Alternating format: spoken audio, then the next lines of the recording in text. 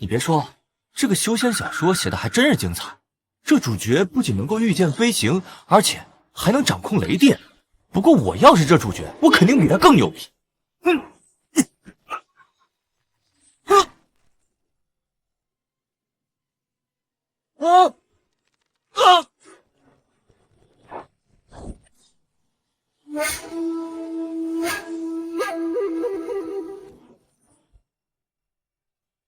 此人吞吐至纯至阳之气，简直是万中无一的定力。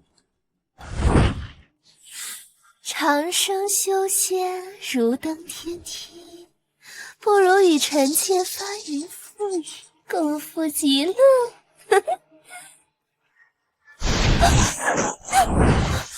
10万年道行，竟然会被一介凡人所伤！不好，神火不体，万法不侵！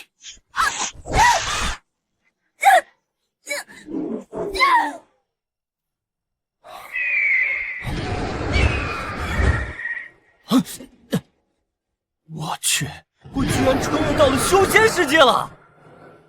我还重生到第一修士太二真人唯一的徒弟身上！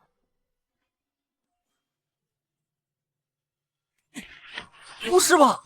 这徒弟这么废物啊！这修炼了500年，就修炼了一个连打火机都不如的小法术。我这好不容易穿越一次，结果就这。我看我还是得想办法下山，找一个真正教修仙的门派，拜师学艺吧。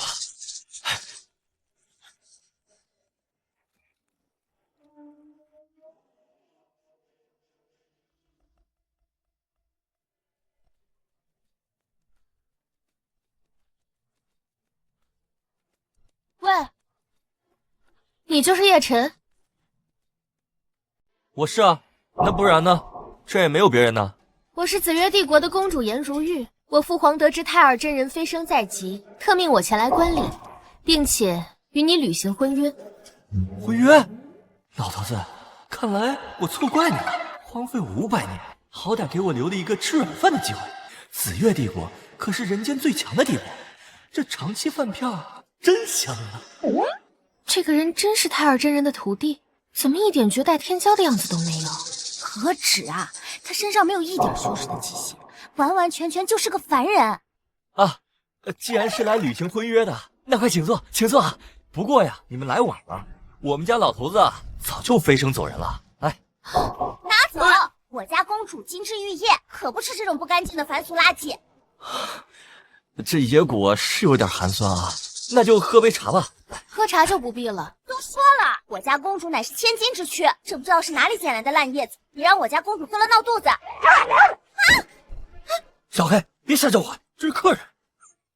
哪里来的野狗，竟敢对我家公主狂吠？你真的是太二真人的弟子吗？我真是太二真人的弟子啊，不过这个糟老头子500年了，什么都没教给我，自己拍拍屁股升仙了，就留下这一间破屋子。还有小黑，太遗憾了，我们还是来晚了一步，没能瞻仰到他老人家的仙容。他就是个糟老头子，吃饭抠鼻屎，睡觉打呼噜，哪来什么仙容啊？放肆！竟敢诋毁太二真人，简直是不知死活！太二真人是9天10地第一修士，仙人之下最强者，他的弟子怎么可能是你这种凡人呢？就是，既然他老人家已经飞升了，现在已经是太二仙人了，你一个蝼蚁凡人，竟然对人家如此大不敬，闹成徒弟也就算了，竟然还敢诋毁他老人家，你就不怕他老人家在天上降雷劈了你？算了，小环，哼，我们走吧，不要再跟他浪费时间了，还要赶着去昆仑圣域参加收徒大典呢。好的，公主。哼。还有，我劝你不要打着太二真人弟子的名号招摇撞骗，否则我一定会对你不客气。不是，哼，哎，我这说实话也没人信呐，浪费粮食。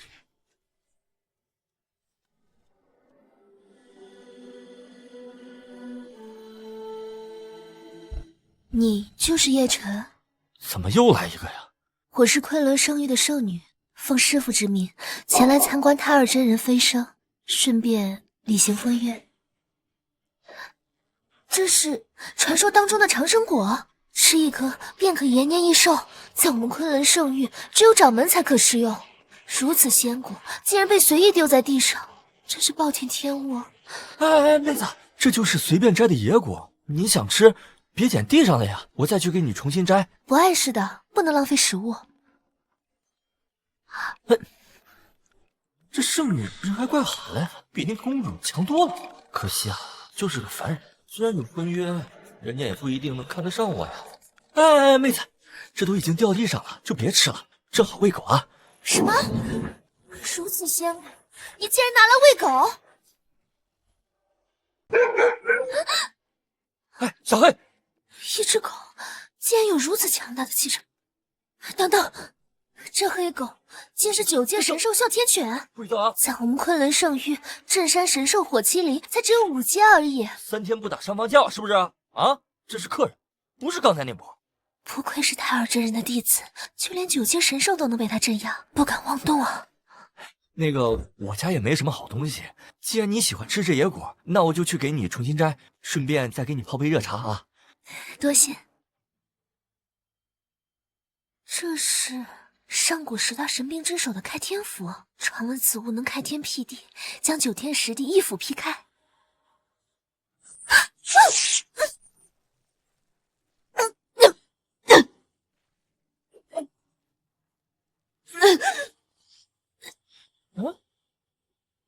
这怎么回事？这怎么变天了？哎，你怎么躺地上了？别着凉了。你怎么脱险了？这怎么这么虚啊？快坐下。哎呀，别开了，快喝口热茶缓一缓啊！来，喝茶。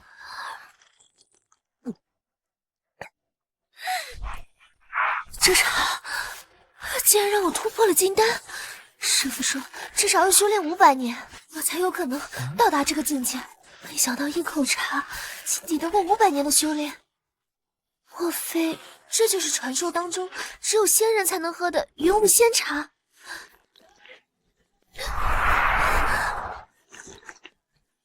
这喝口茶而已，这姑娘人看着还挺好的，就是有点太没见过世面了。一杯茶竟然让我突破了化神境。师傅说以我的资质要达到这个境界，至少要修炼5000年啊！叶公子，这应该是太尔真人的珍藏吧？珍藏？哎呀，这个呀，就是我随便摘的野茶叶，那还有好几麻袋。你只要不像某些人那样嫌弃喝了闹肚子就行。云雾仙茶，一杯抵得过5000年的修行，连天上的仙人都难以求得，谁敢嫌弃啊？怕是出门没带眼珠子吧？你这说的我都不好意思了。这妹子人真的挺好的，就是脑瓜子。哦，对了，姑娘，我想你来也是为了退婚的吧？你放心，我知道自己几斤几两，绝对不会对你胡搅蛮缠的。你呀，把婚书放在这儿，你就可以走了。退婚？知道了，他这是在考验我。也是，叶晨作为太尔真人的弟子，已经清楚于兰儿圣域了，在整个修仙界都横着走，肯定有无数天之骄女在等着我。我必须通过考验，才能配得上他。能不能再给我一次机会啊？这婚我不退，希望能再给我一次机会。哎，不是，楚小姐，你就别闹了。我就是一个普通人，我哪配得上你这昆仑圣女啊？再说了，我现在修为极体，我现在只想下山去找个修仙的门派修仙。普通人哪有手持开天符、胯下哮天犬，还没事就吃个长生果和云雾仙茶的普通人？等等，他刚说找个地方修炼，是不是暗示想去我昆仑圣域看看，给了第2次考验我的机会？圣女在嘀嘀咕咕什么呢？叶公子，你愿意去我们昆仑圣域看看吗？昆仑圣域，昆仑圣域可是4大圣域之首，而且还是最强修仙门派之一，我当然愿意去看看了。太好了，他愿意去昆仑圣域，说明并没有完全放弃我呀。叶公子，你放心，我一定会努力证明自己能够配得上你。哎呀，我得好好把握这个机会，争取拜入昆仑圣域，踏上真正的修仙之路。今天是昆仑圣域招收新弟子的日子，前方正在举行考核大赛，只有通过考核的人才能成为昆仑圣域的弟子。当然，你是不需要的。等我去通知一下师傅，看他怎么安排。以叶晨的实力，恐怕得找人亲自来接待。我昆仑圣域最豪华的太上殿，如今终于迎来了主人，这只有叶晨才有资格住那种地方。这不太好吧？走后门的感觉真好。等我回来。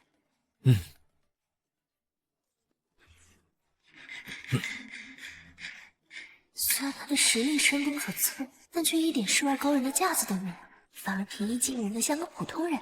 能给他当道侣，真是我三生有幸的福分。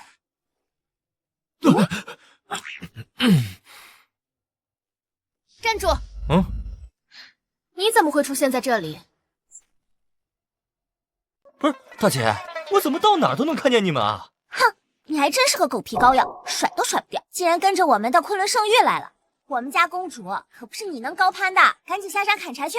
哎，我可没跟着你们啊！我到这儿来就是为了看热闹的。谎话都不会编呀！你怎么不说你是来参加收徒大典的呢？公主，你还真是高看他了。这个连灵根都没有的乡野村夫，连报名都没有资格，又怎么敢舔着脸说自己是来拜师的呢？行了，叶晨，我懒得再跟你废话。你我之间是不可能的，我注定是九霄之上的凤凰，而你不过是云层之下的燕雀，连仰望我的资格都没有。不是，你在说啥呢？我真的是来看热闹的。再说了，我也不需要参加大典。哎，实话告诉你，我上面有人儿。我现在啊，已经是昆仑圣域的内定弟子了。荒唐！为了自己那么一点小小的自尊心，居然编出了这么荒唐的笑话。你可知，这昆仑圣域成立了10万年，所有人都得通过收徒大典才能拜入山门。就算你是才绝惊艳的绝世妖孽，或是无双天骄，都得走这个过程。还内定，这种话亏你说得出口。公主，咱别跟他废话了，他哪懂这些？咱们赶快过去吧。昆仑圣域收徒大典马上开始。小环，我们走吧。好的，公主，不许再跟过来，听到没有？哎，你不让我跟，我偏要跟，这是你家后花园啊？算了，小环，随他去吧，反正这也是他最后能见到我的机会了。日后他就只能像凡人一样仰望我在云中的仙姿了。切！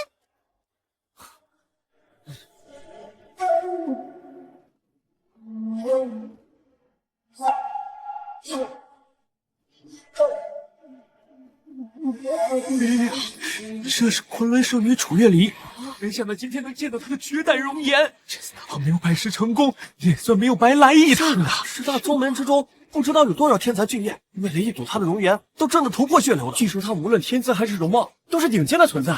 不知日后有谁能抱得美人归啊？哎，一般人可配不上她。要我说呀，只有仙人下凡才配得上这天之娇女。这昆仑圣女果然是风姿卓越，我也一定要成为她这样的人。昆仑圣域收徒大典正式开始。我们圣域收徒考核只看你们的资质，只需把手放在混沌杯上，释放灵力，让混沌杯发光。不能，你们的资质越强，你们入门之后的地位越高，也能得到更多的修炼资源。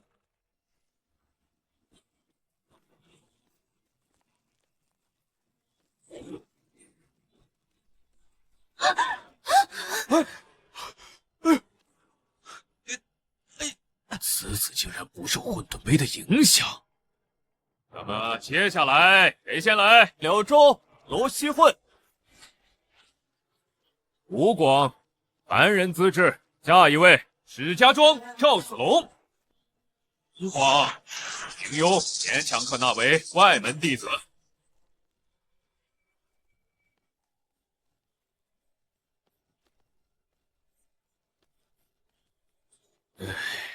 此次收徒大典近100位弟子，资质都不是很高啊，连核心弟子都没出1位，真是一年不如一年了。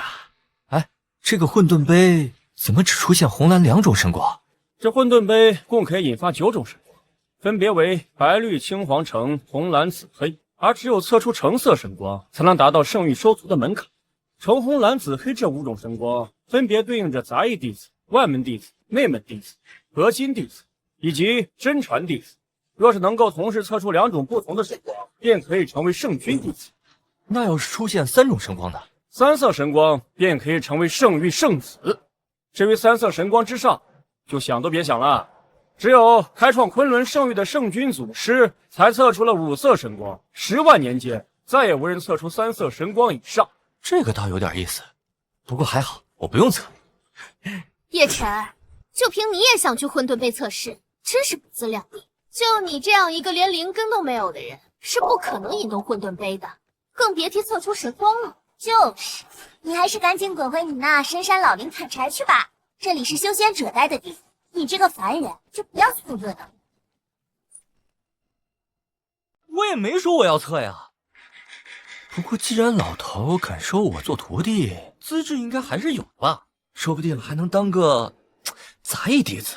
杂役弟子，你也就这点出息了。他一个凡人能当上昆仑圣域的杂役，都是祖坟冒青烟了。下一位，紫月帝国颜如玉。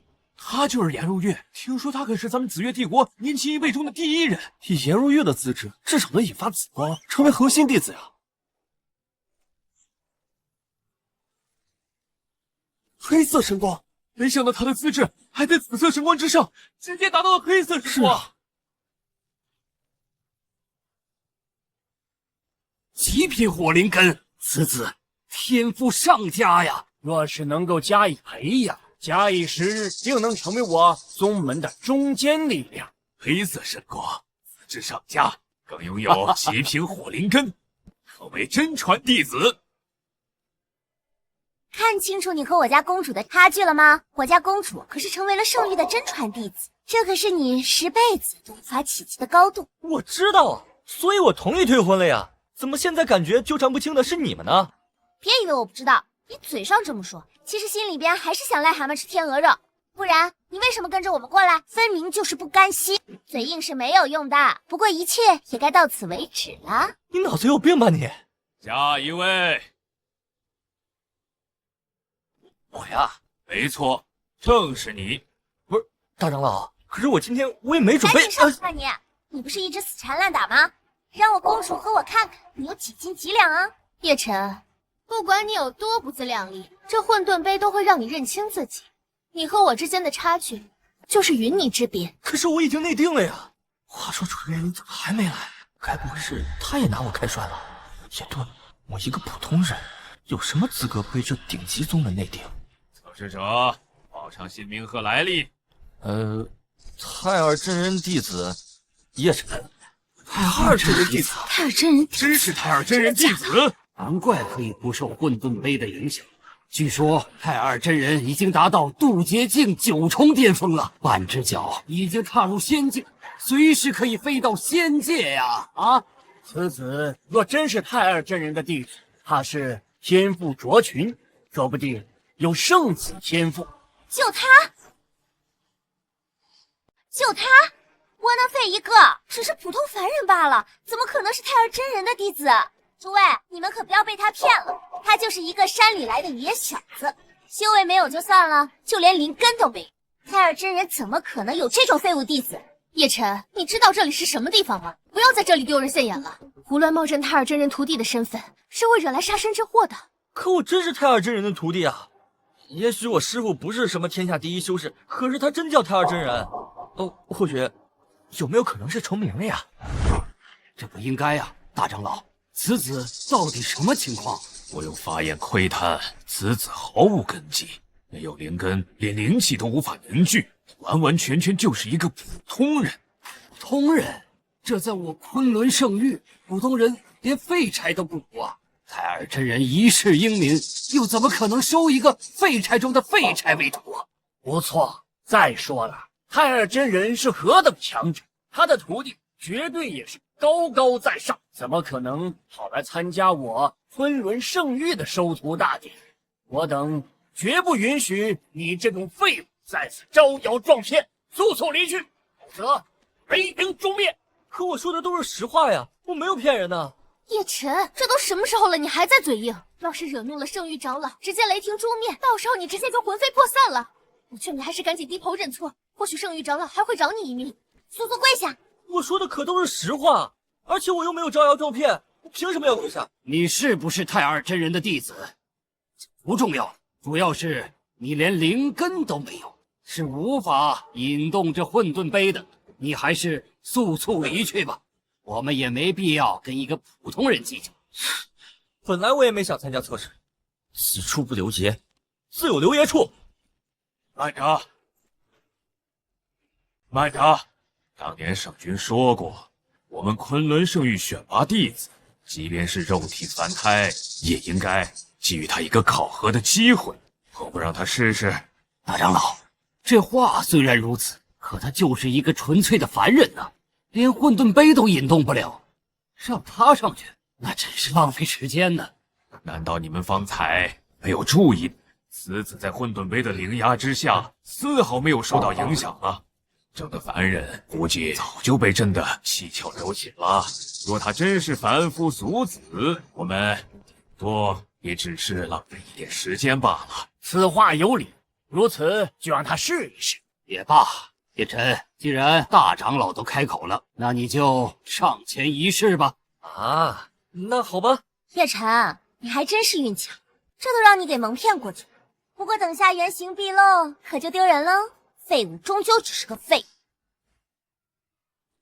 唉，不知道我到底能不能引动这个混沌杯。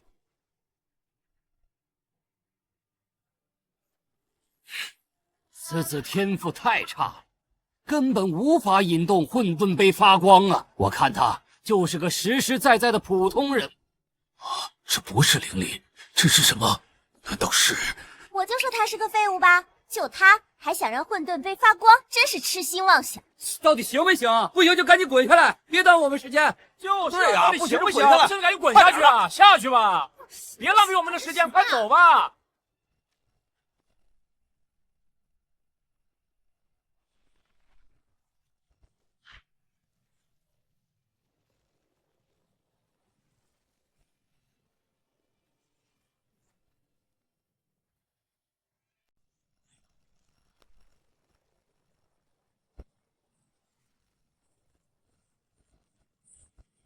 这竟然是传说中的九色神光！难道他是啊，真是万古无一的天才？这不可能啊！10万年间从未有人使混沌杯发出九色神光，莫不是我的眼花了？就算是祖师圣君，当年也不过才5色神，每增加一种颜色，资质就提升10倍。这小子的资质岂不是比祖师圣君要强1万倍？此子天赋空前绝后，恐怖如斯啊！若是错过，不仅是我们昆仑圣域的损失，更是我们修仙界的损失啊！速速禀报掌门圣君。是。此等九色神光，此等天赋堪称绝世天才啊！不，绝世天才这4个字在他面前，那简直是暗淡无光、苍白无力啊！若是日后他成长起来，我们昆仑神域必定能够达到玄灵大陆之巅呐！从第一宗门变成横压100代、纵横万古的巨头门派呀！想不到有生之年竟能见到9色神光，真不愧是太二真人的弟子。只有玄灵大陆的第一修士才能有如此慧眼识珠的顶级目光啊！在茫茫人海中找到如此绝世天资。9色神光，这不可能！他一个连灵根都没有的普通人，能引动混沌杯也就罢了，怎么可能引动10万年都未曾一见的9色神光呢？以公主您的天资，只能引动黑色神光，叶晨这凡人却能引动9色神光，难道你真的有眼不识泰山看走眼了？还是叶晨这小子一直都是在扮猪吃老虎？天哪，这什么情况？我怎么可能触发9色神光啊？刚才那哥们儿不是说触发3种以上的神光是不可能的吗？不可能，我小菜鸡一个，怎么可能引动9色神光呢？啊，该不会是这玩意儿出问题了吧？要是这东西坏了，我可赔不起啊！我操！啊！怎么会这样？怎么会这样啊？真才是这样的，竟然就这样了！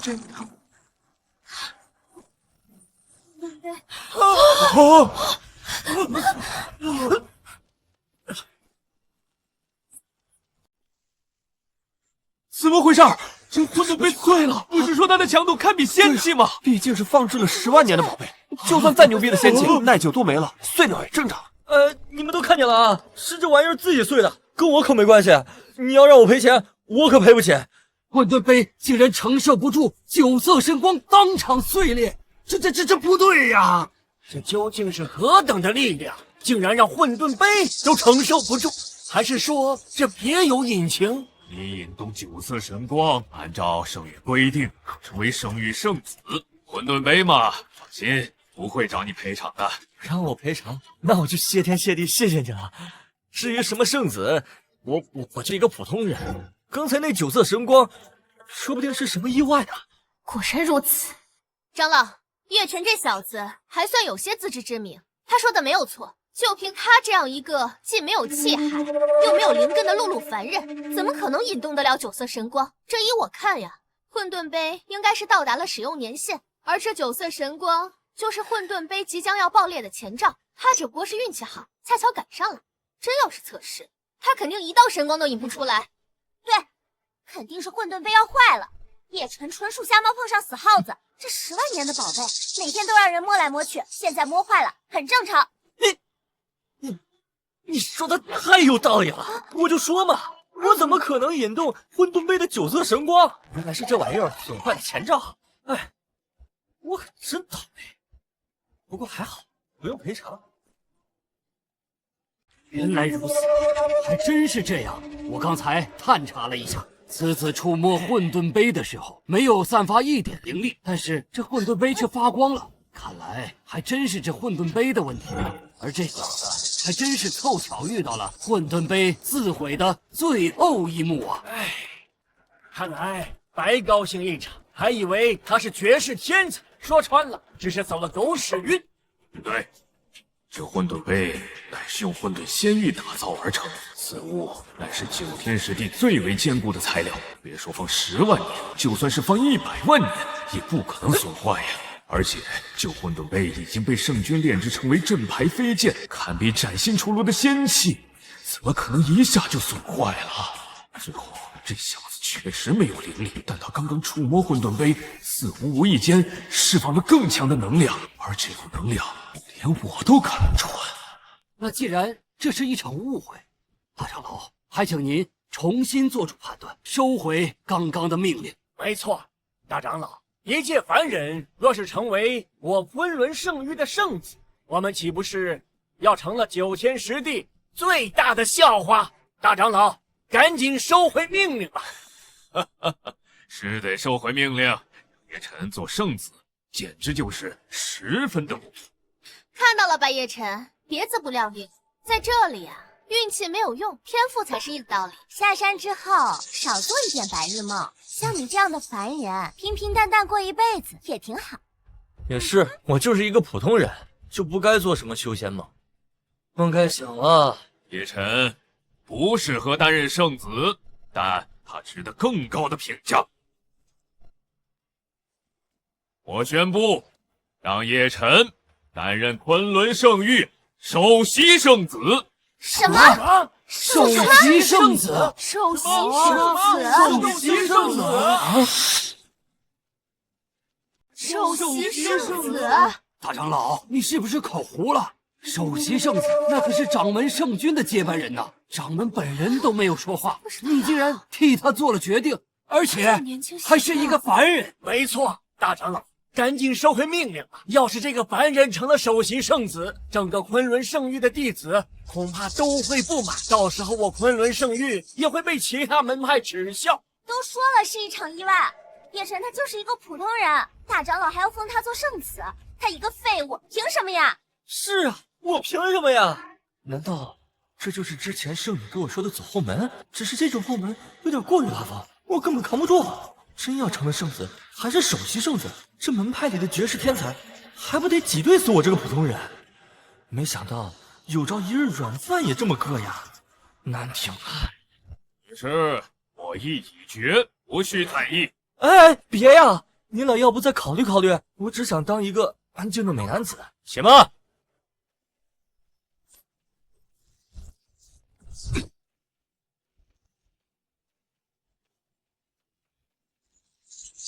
原来是林天凡圣子，大长老的做法引起了真正圣子的不满。林天凡圣子的实力在各位圣子圣女之中已经是第一流，再加上他的师傅是昆仑圣域10大高手之一的万剑真人，未来不可限量。本来这首席圣子的地位很有可能是他的，如今被一个名不见经传的凡人给抢走了，他岂能甘心？大长老，我不同意，将此人抬到首席圣子的地步，此人就是肉体凡胎，绝无可能引动这混沌杯。别说圣子，就算他拜入山门，都是我昆仑圣域的耻辱。我辈圣子，哪个不是天资卓绝、实力强悍之辈？龙不与蛇居，虎不与犬行。还请大长老收回成命，否则我将退出昆仑圣域。这圣子倒是有点东西，说话简直是老母猪戴套，一套又一套的。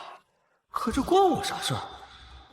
我也很无奈呀。请大长老收回成命，否则我也将退出圣域。请大长老收回成命，收回成命，收回成命，收回成命，收回成命，收回成命。大长老，收回成命吧！很多优秀弟子都在反对，难道您还要一意孤行吗？我们昆仑神域之所以屹立不倒，靠的就是收这些天才弟子啊，靠他们给我们撑门面呢。就是为了叶辰一个凡人，搞得人心大乱，这可是取祸之道。日后我昆仑圣域还怎么立足修仙界？完了，这动静越闹越大，恐怕我这软饭吃不到嘴，还得被这帮昆仑圣域的人给针对死。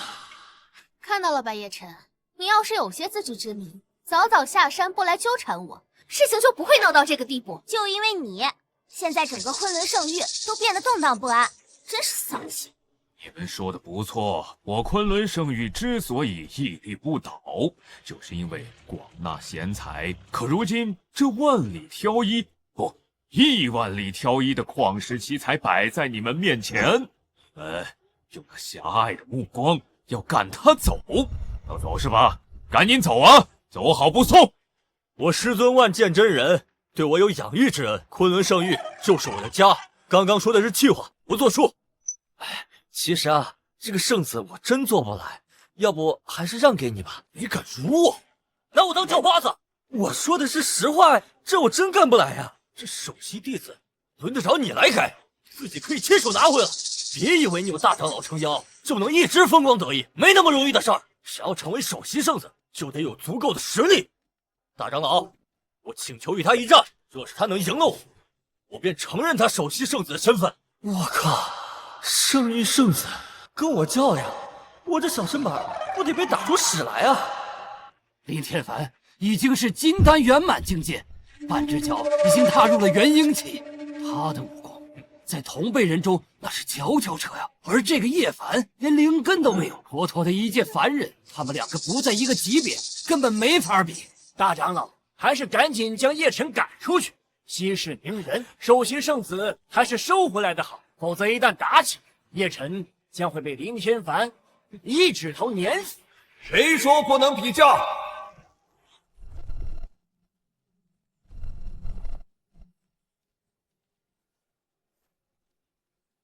万剑真人现身了，他可是林天凡的师傅呀！大长老这般的倒行逆施，引起了这位顶级大佬的不满。万剑真人可是昆仑圣域的10大高手之一，虽然地位不如大长老，但实力和威望却在大长老之上啊！大长老用自己的权势将首席圣子给一个凡人，门都没有，这下好戏看啊！既然此人是大长老选出来的首席圣子，怎么连小小的考验都扛不住？当年祖师圣君只激发了5色神光，就可以在最初的炼气期击败了金丹期的圣子。他若是真能激发出9色神光，那我徒弟自然不是他的对手。9色神光，那只是意外，又不关这小子的事儿。再说，那个时候掌门圣君毕竟还是有修为在身，而这叶辰甚至还没有开始修炼，这已经不是境界上的差距了，而是物种的差距。是啊，万剑真人息怒，何必跟一个凡人过不去？就是凡人，他不是首席圣子吗？我操！完了，这是要来真的，我得赶紧跑！站住！想走？晚了！今天这一仗，不打也得打。首席圣子的位置会亲手夺回来。看来叶辰今日是凶多吉少了。公主，我看叶辰他就是活该。一言为定，这一战就让叶晨对林天凡。怎么可能？不是吧？我同意了吧我？哥们儿，不就是个首席圣子吗？你想让我给你不就行了吗？何其生来，这何必打打杀杀的呢？还敢说我？笨蛋！好，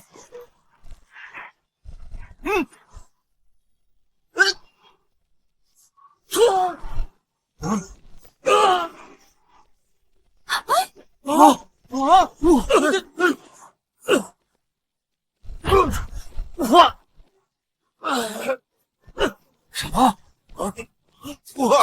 这怎么可能？这什么情况？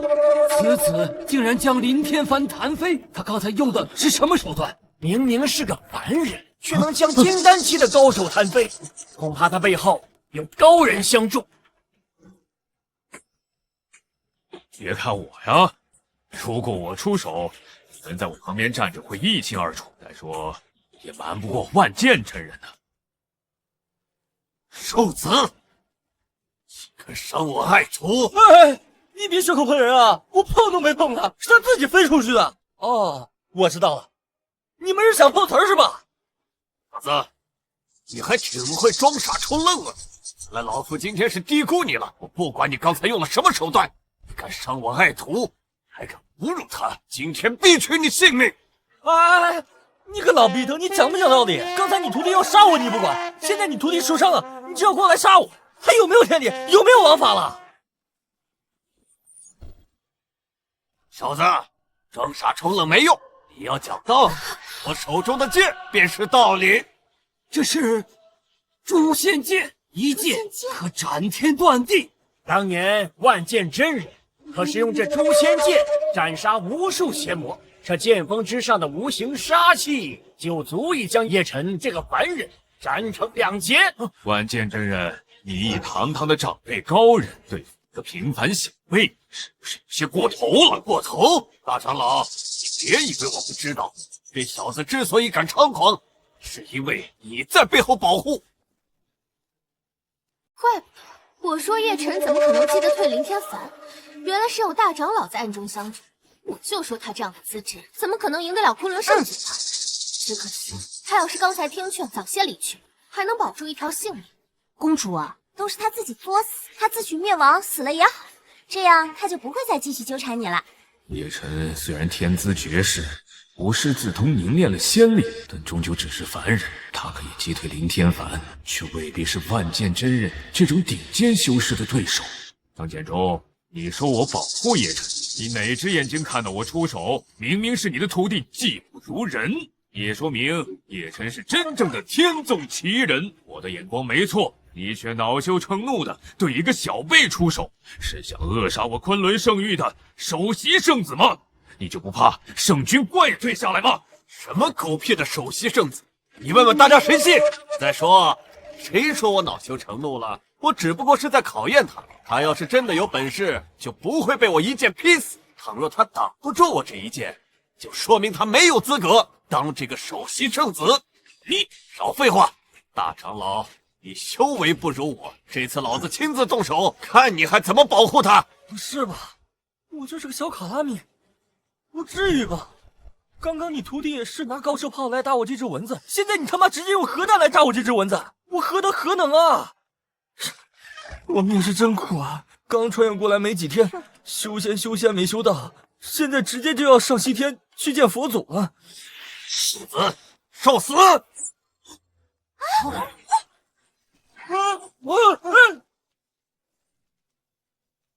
好不容易穿越一次，现在又得死了。不行，我不能就这么死了。我虽然没有什么本事，但我也不是好欺负的。兔子急了还咬人啊！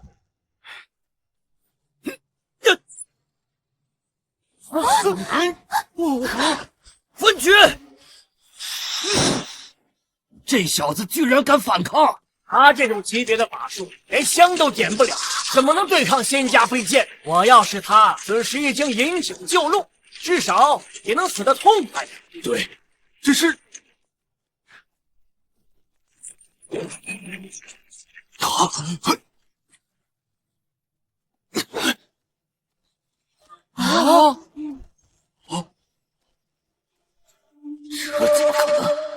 这诛仙剑是用万年寒铁祭炼了上千年的顶级飞剑，竟然被融化了。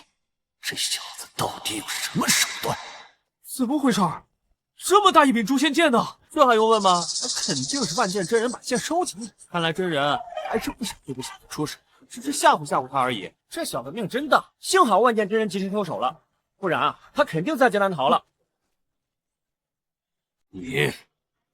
我叶晨，你还愣着干什么？还不赶紧给人家道歉！万剑真人刚才只是想吓唬吓唬你，他要是真的想杀你，你早就灰飞烟灭了。就是，你还不赶紧跪下磕头谢恩，谢谢真人的大慈大悲，饶了你的狗命。不是，我刚刚都快被他吓尿了，我还要谢谢他？开什么玩笑！若不是我刚刚及时收手，你现在恐怕早已身首异处。这小子身上有古怪，今天就算不杀你，给你丹田，让你彻底沦为废人。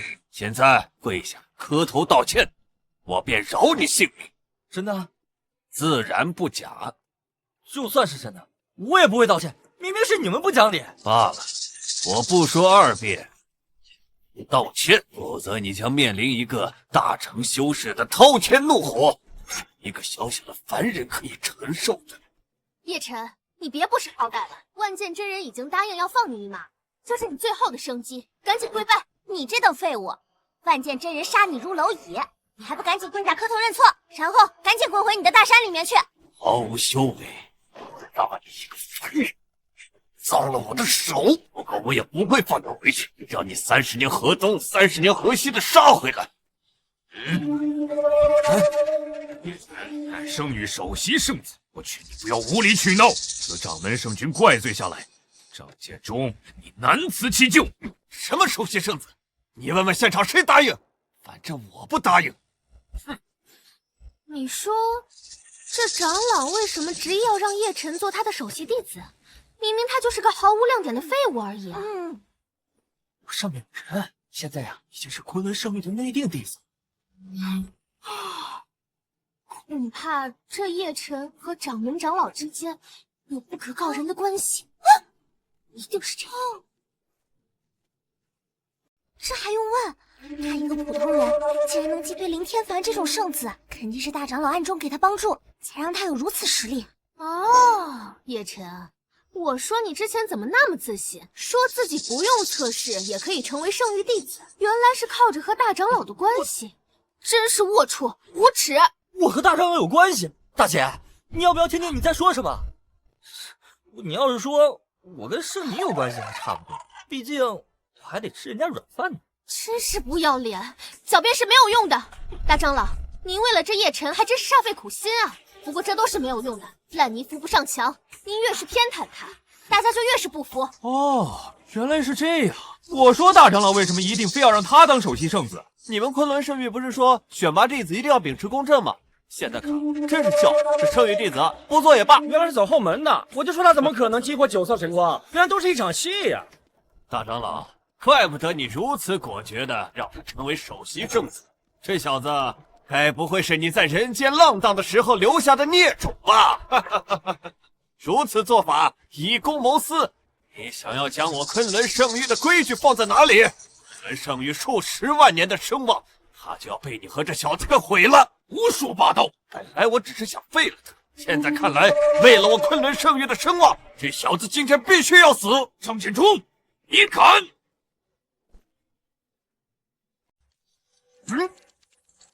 太坚决！不是吧？又来！不好！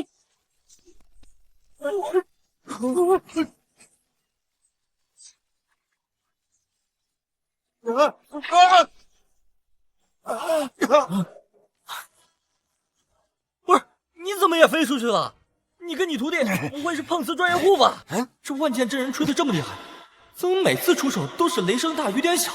该不会和太二真人一样，都是个只会吹牛的老骗子吧？大长老，没想到你还有点本事，居然能挡得住我这一击。不过你已经彻底激怒了我。今天这小子不死，万剑真人4个字倒过来写，这是最高境界，万剑追击。我明明什么都没做呀！我操，这次要来真的！住手！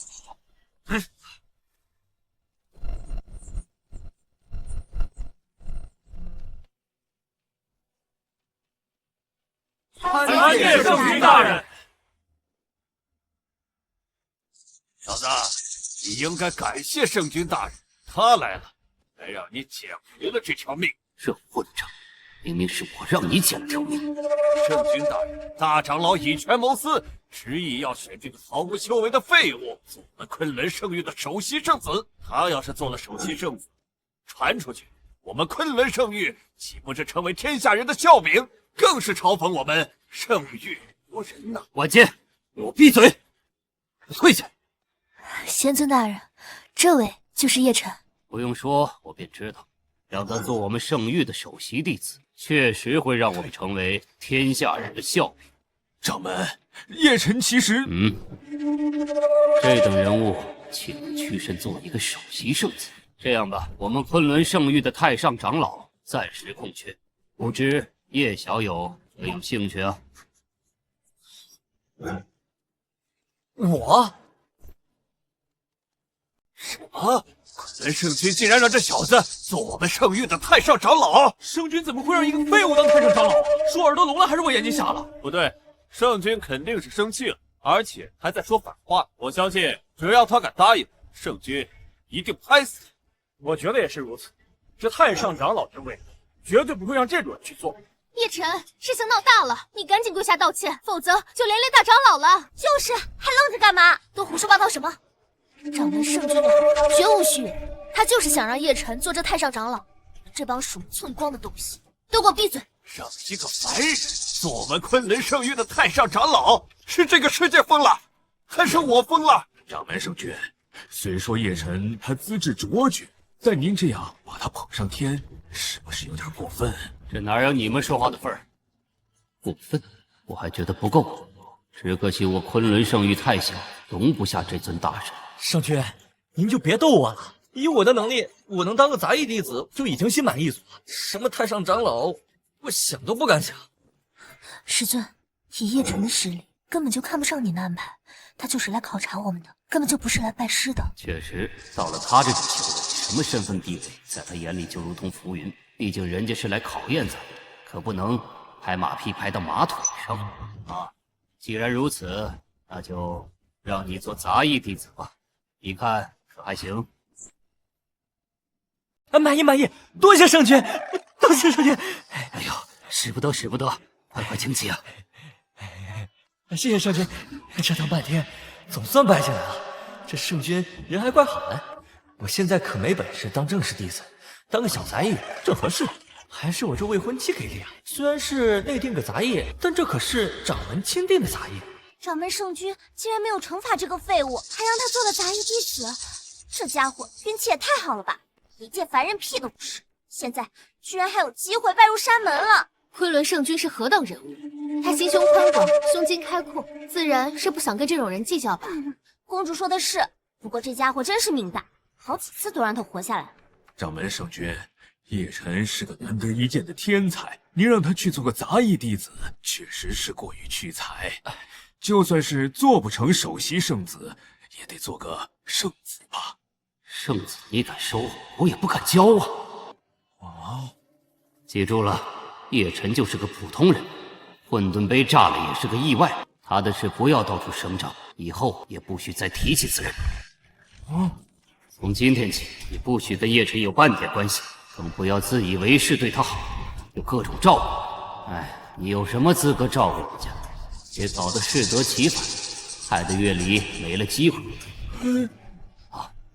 既然混沌杯已毁，那今日收徒大典就到此为止。明日让新入门的弟子去参观悟道时领取修炼功法。那剩下的人怎么办？还能怎么办？考试考到一半，考场炸了。等我什么时候练出新的混沌杯，再让他们上山吧。恭送掌门圣君。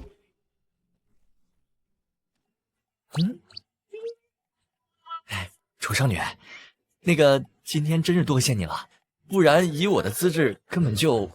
哎，对了，那个悟道石是个什么东西啊？叶公子客气了，千万别叫我圣女，以后不如就叫我月离吧。啊，好，月离。没想到月离作为门派圣女，居然一点不嫌弃我，还这么温柔亲切。只可惜啊，我现在就是个扫地的，配不上人家。啊，你以后就叫我叶晨吧，公子什么的太客气了。好，叶晨，他虽然有通天修为，却没有世外高人的架子，说不定我真有机会。啊，等等，他刚刚提到悟道石，是不是有所暗示？哦，是这样的，这悟道石呢，是入门弟子学习功法，此石蕴藏着我们昆仑圣域立宗10万年来所有的功法。所有新入门的弟子到此石面前参悟，他会根据每个人的悟性不同，给出相对应的功法。若悟性越高，给的功法也就越强。哦，原来是这么回事儿，这么智能啊！什么样的资质就给什么样的功法，这才是真正的素质教育，因材施教啊！就是不知道我这个杂役弟子能悟出什么样的功法。算了，我走后门进来的，这资质过去了也是白搭，估计连个屁也悟不出来。他对悟道石感兴趣啊，我知道了，他肯定是想看看我们宗门的功法水平，这肯定是他对我的第一轮考验。啊，不如明天我安排你去悟道广场打扫，顺便考察。哦，不对，顺便看一下。真的？当然是真的了。不愧是我的未婚妻，还没进门就把我这个老公疼得不要不要的。终于有机会了，这么多人呢。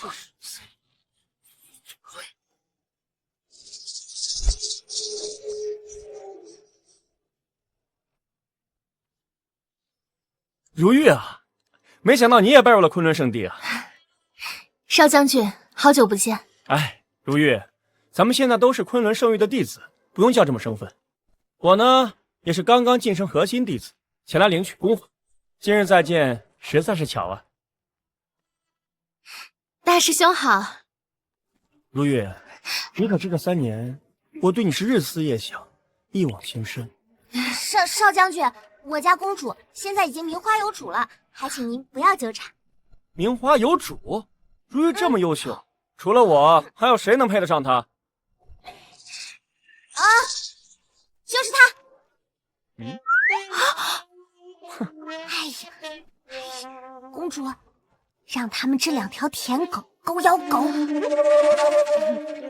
哎，那应该就是个杂役吧？如玉啊，你为了拒绝我，也用不着找这种借口吧？哎，邵将军，你可说错了，这可不是普通的杂役弟子，他跟大长老有密切的关系，差点走后门成了首席圣子呢。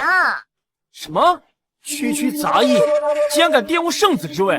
就像我这种天才，也要再修炼个30-50年才有机会。肃静！各位新入门的弟子，看好了，这便是悟道石。悟道石中藏着昆仑圣域10万年来所有的功法，只需上前感悟便可获得。当悟道石有所感应，便会闪烁星光。功法悟性越高，闪烁的星光越多，吐出的功法就越好。哎，就凭你们自己的本事了。慢着！怎么，刘长风，作为入门已久的弟子，这悟道石的规则，难道你不懂吗？大长老，您误会了，我今日晋升核心弟子，前来领取功法，对规则那是清楚的很。不过按照门派规矩，那个杂役是没有资格进门的吧？还是说，就因为那小子和大长老沾亲带故，他就可以进来凑这个热闹呢？他凭什么进来？我本来想亲自收叶晨为徒，但掌门却说他只是个普通人，难道我真看走眼了？叶晨，这里确实不是杂役该来的地方，你还是走吧。另外，我再澄清一下，我和叶晨没有任何关系，你们私底下也不要再议论了。看来掌门大人的敲打还是有用的，大长老还没有那么明目张胆的偏袒他。那肯定啊，进了门之后就是浪里淘沙，这废物啊，自然得现出原形。走，区杂役私闯悟道重地，就这么走了？门派规矩往哪儿放？按照宗门律令，应该受五雷轰顶之刑。什么？我就是过来遛个弯儿，你就要罚我五雷轰顶啊？刘长风，修行者以慈悲为怀，律令上虽说是这么写的，但叶晨他闯入这里也是无心之失。不是大长老，是圣女叫我过来的。圣女？你知道你自己在说什么吗？我昆仑圣域只有一个圣女，那就是掌门圣君的亲传弟子武月离。你一个杂役，也不撒泡尿照照自己，还敢说是圣女安排，说谎都不会说。就是，你赶紧认错！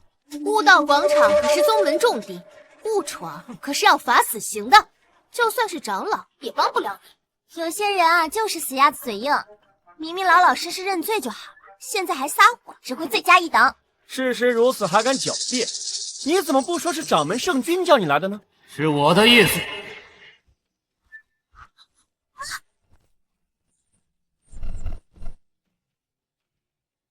参见圣君，参见圣君。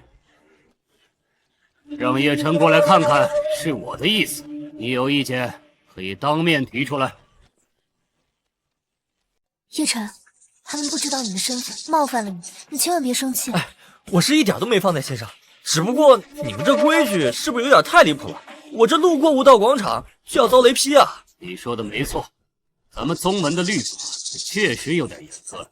我宣布，从今日起，这悟道广场向所有弟子开放，昆仑圣域有教无类，只要有心向道，皆可来悟道广场参悟悟道时。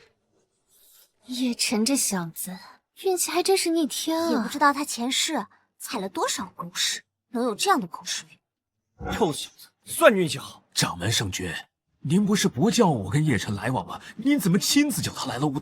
没有，我只是决定开放这悟道广场，跟叶晨没有一点关系。不对呀，何处不对呀？好了，准备赶紧开始参悟功法吧。大家一个一个的来。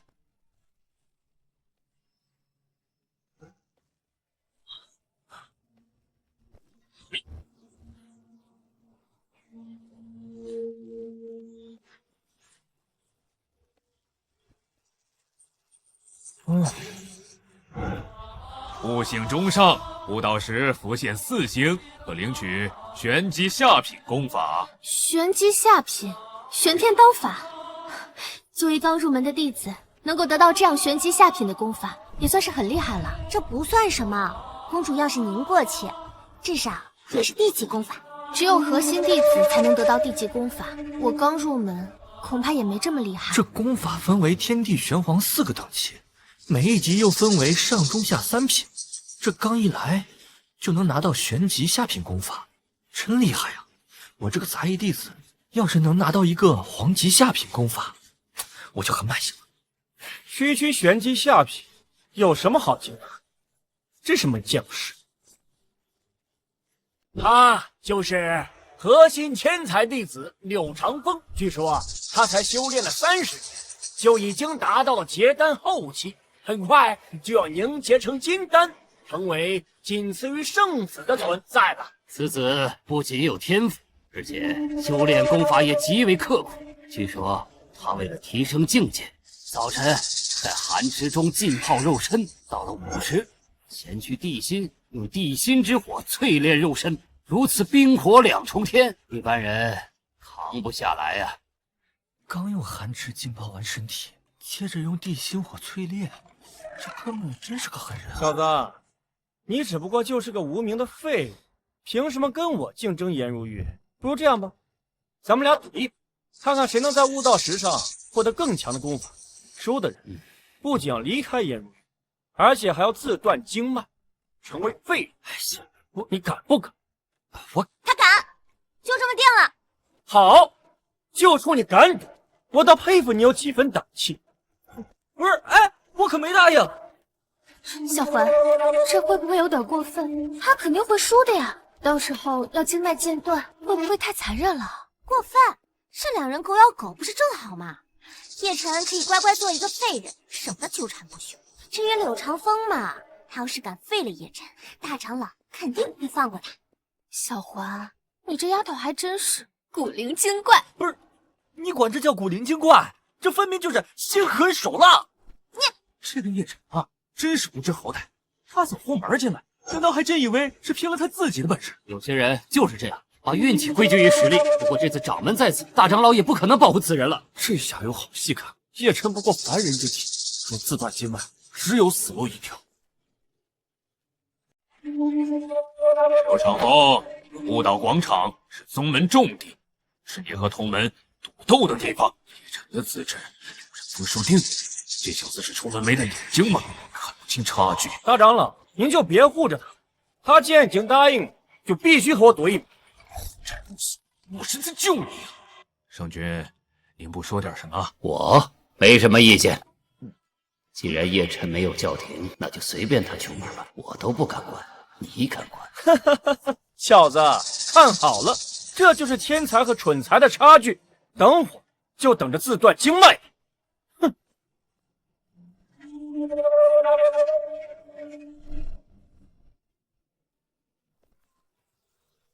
哎呀！你们看到了没？看好厉害呀！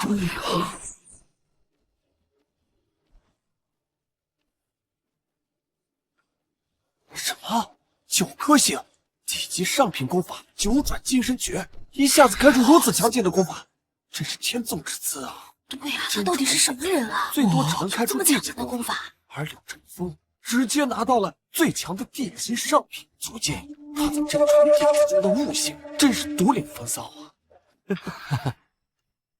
不是吧？刚开始就开出一个地级上品，这我还玩个屁啊！叶晨，你我之间的差距天壤于你，等会儿自断经脉的时候，可别喊疼。我认输行不行？认输。你是3岁小孩吗？掌门圣君在此，3大长老也在此，还有这么多同门弟子见证。就算你认输，那也得自断经脉，履行赌约。我靠！你小子怎么这么狠？他连杂役的身份都是靠走后门进来的，这小子输定喽！这小子就算是自断经脉，也是咎由自取。凡人也敢跟天才比，我看他是怎么死的。这种货色让他上去，简直是对悟道石的玷污啊！就是。公主啊，今天这出大戏可真精彩，终于可以甩开叶晨这个牛皮糖了。据说呀，只要是有灵性的修士，都能从悟道石领悟出功法。不过，以叶晨的资质嘛，悟道石自然是什么都不会给他，他也算是宗门第一人了。可别一个功法都出不来啊！要是这样，不仅得丢人，我还得丢命啊！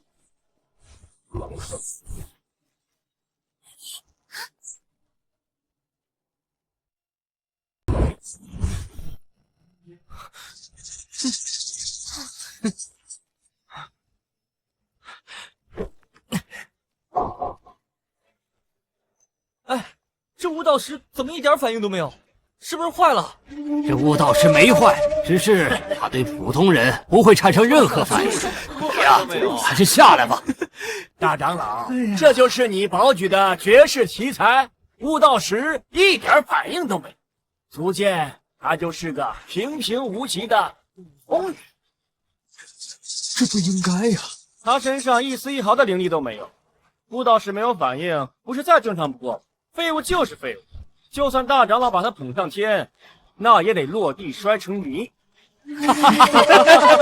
哎呀，这叶晨呀，要是真的有自知之明，刚才就应该赶紧退出。如今他输给了柳长风，就连大长老也保不住他。公主啊，这叶晨就是个彻头彻尾的废物，靠着走后门岂能真正长远？今天他不仅要自断经脉，还要成为我们圣域的笑柄。叶晨，愿赌服输，速速自毁经脉，滚出此地！滚出此地！滚出此地！滚出此地！别丢人了！这就一点反应都没有，这下我可完蛋了。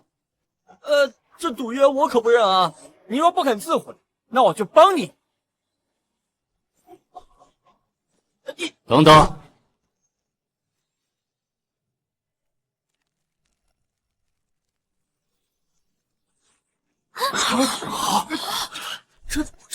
这居然还真的反应过来，不过只有3颗星，最多兑换王级功法，和柳长风的9星地级功法比起来，不值一提。不，悟道师还没有反应完，仔细看。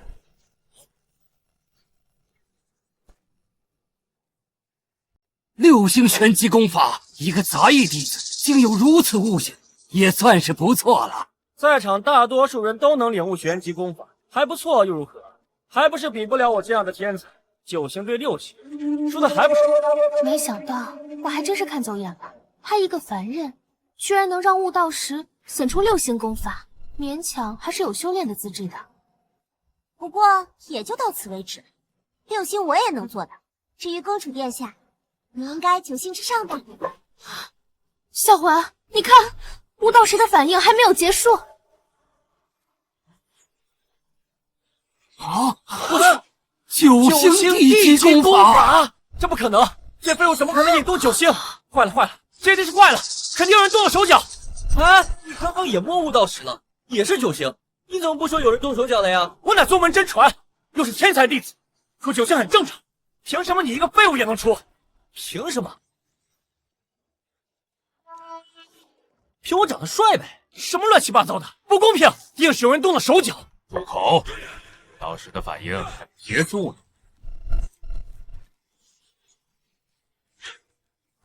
12星天机功法，如何？我早就说过，此子是绝世的天才，他以凡人之体引动12星，我的天机功法简直是凤毛麟角般的存在。即便如此，他也称不上绝世天才，更做不到首席圣子吧？不错，昆仑圣域10万年，以凡人之躯能够引动悟道时12星，此子确实是独一份。但是当年掌门圣君拜入山门的时候，他就引发了超过12星的，直接获得了15星的仙机功法。诸位，还没结束，来看。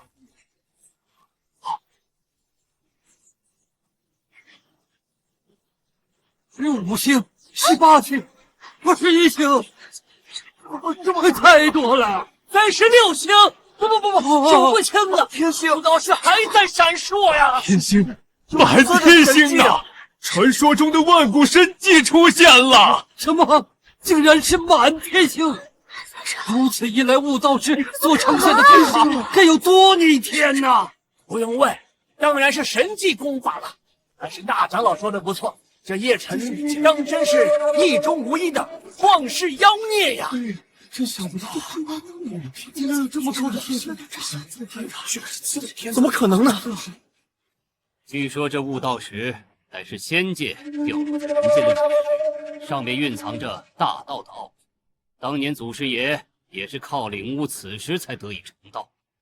不知祖师爷的功法是什么样的级别？祖师爷悟性超凡。旷古烁今，不过也只引动了18颗星，获得了神级功法。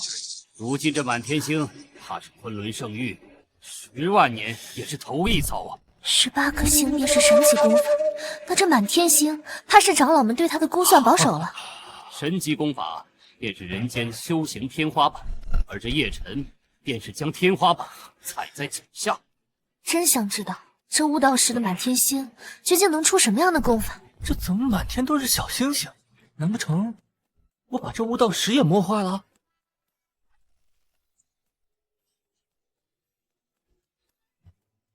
啊！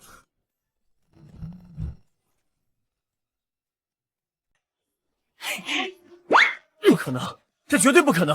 悟道石数十万年来从未有过如此景象，坏了，他肯定是坏了。哥们儿，你是不是输不起啊？你那本秘籍才9颗星，我这个可是满天星。我这个可是把你那个碾压的连渣都不剩，我不信！你在这笑什么呢？该不会是输不起，在这装疯卖傻的吧你？我笑你高兴的太早了。看看这悟道石，给他吐出来的是什么玩意儿？都看看啊！什么呀这是？这个秘籍怎么一个字都没有啊？大长老，你不是说悟道石至少会吐出神级功法吗？这分明是一堆白纸。这不应该呀！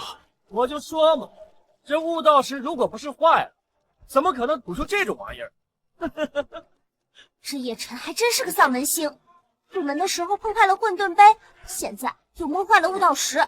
混沌杯只是测试弟子的工具，而这悟道石却是传授功法的宗门根基，二者根本不能相提并论。这人真是晦气！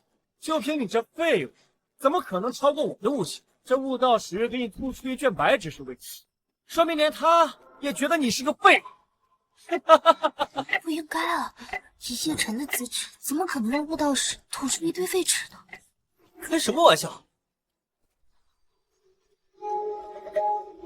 这上面密密麻麻的都是字，你们眼瞎，看不见啊！死到临头了还敢嘴？这玩意儿连屁都没有，你敢颠倒黑白说它有字？虽然我不知道这功法是什么等级，可是它真的有字，你看不见吗你？行，那你就接着讲，但是仅凭你一张嘴，还不能够指鹿为马。如玉啊，告诉他这上面有字无字。当然没有字，叶晨，到了现在嘴硬是没有用的。我嘴硬，是你眼瞎才对。叶晨，愿赌服输。你这一堆废纸，自然是无法与柳长风的种仙功法相提并论，所以你再怎么饶舌都是没有意义的。颜如玉，我知道你看不上我，可是你也不能睁着眼说瞎话呀！这上面明明就是有字啊！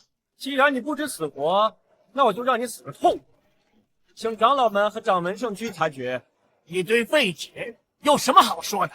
这场闹剧该结束了。没错，掌门圣君可没有时间陪你们这群小辈瞎胡闹，赶紧下去。不应该呀！以叶晨的资质，拿到仙级功法应该是没问题，怎么可能会拿到一卷白纸呢？大长老，都什么时候，你还替这个废物着？他根本就不是什么天才，要不然怎么会被圣君安排当杂役呢？看到没有，大长老已经负不了你，认输。我不认，你们一个个的都是睁眼瞎。我也懒得跟你废话，要是你不服自废经脉，那我去帮你。哼！慢着，掌门圣君是想亲自动手？混账！愚昧无知的东西！这虽然无字，却是悟道石上的至高秘典，无字天书，已超越神级，堪称至尊。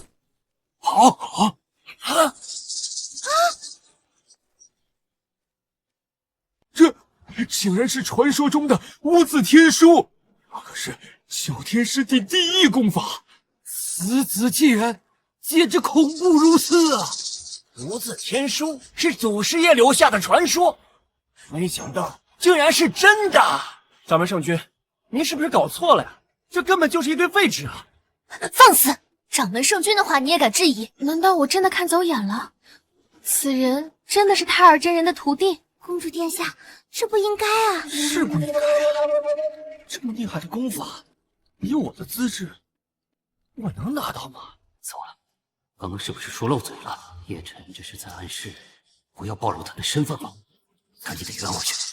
诸位，刚刚啊，我似乎发现这悟道石出现了损毁，所以才将这最强功法吐了出来。师尊，怎么连你也……这叶晨是来考察我们的，不能暴露他的身份。我就说嘛，这么牛逼的功法，我怎么可能拿到？要不这样，咱们两个呀，不输不赢。我呢不占你便宜，你也别找我麻烦。那既然是个意外，那还算是我的。论输赢，也是叶晨赢了才对。他不跟你计较，你别不识好歹。圣女大人，这小子得了无字天书，难道不是因为悟道石坏了吗？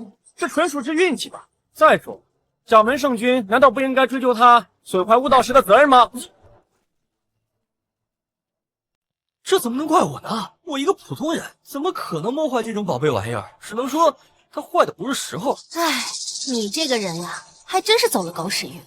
否则，以你这种下等资质，是绝无可能让悟道石吐出无字天书这样的至尊功法的。叶晨还真是个扫把星，先是混沌杯，后是悟道石，都被他给摸坏了。运气也是实力的一部分。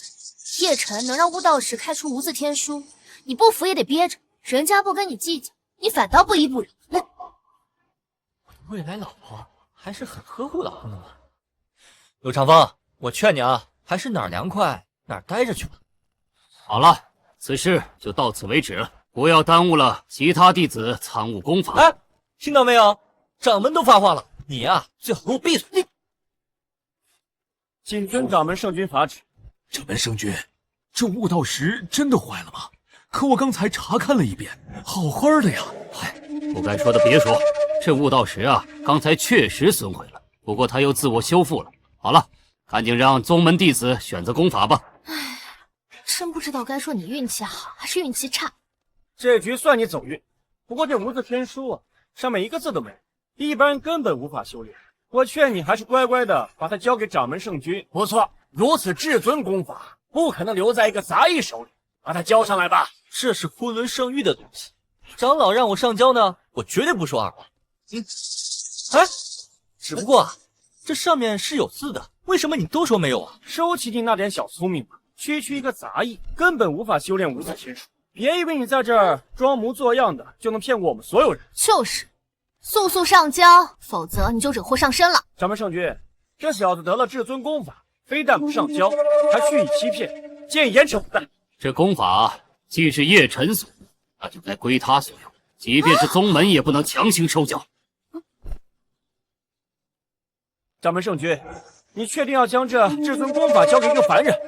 是啊，如此功法交给一个杂役，那简直是暴殄天物啊！掌门圣君，还请收回成命，此子根本不配掌握无字天书。以叶晨的资质，虽说可能修炼神级功法，但无字天书确实有点勉强，到时候怕他修炼不成，反倒伤了自身。掌门深虑，还是收回无字天书吧。收个屁！有本事让悟道师吐出无字天书吗？人无信而不立，宗门亦是如此，规矩就是规矩。好了，此事不必再提了。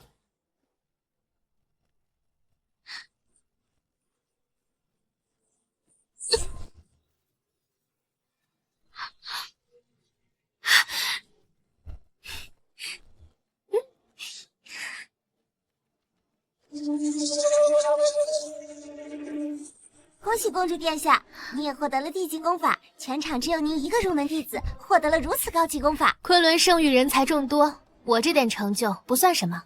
再说了，虽说这地级功法很厉害，以我现在的修为还不能修炼，必须要等到我的修为和见识达到了真传弟子的水平，才可以修炼。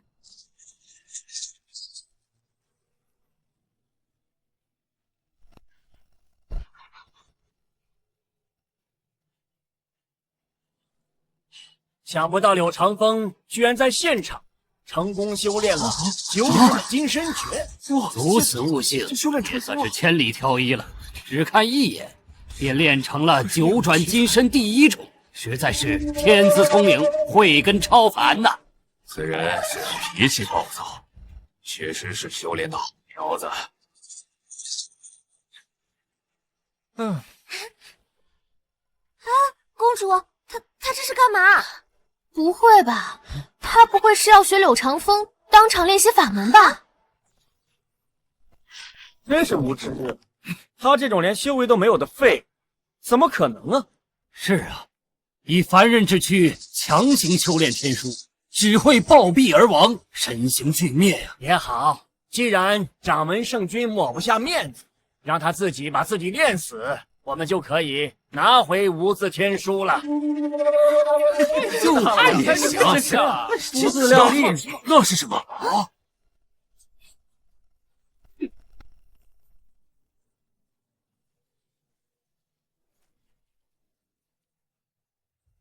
什么？他居然真的在练无字天书？他是怎么看懂的呀？这不可能啊！传说无字天书只有仙人方能看到上面的字，他一个凡人连字都看不了，怎么能练？你们怎么知道他看不了啊？说不定此子呀，还真能练成这个无字天书呢！假的，一定是假的！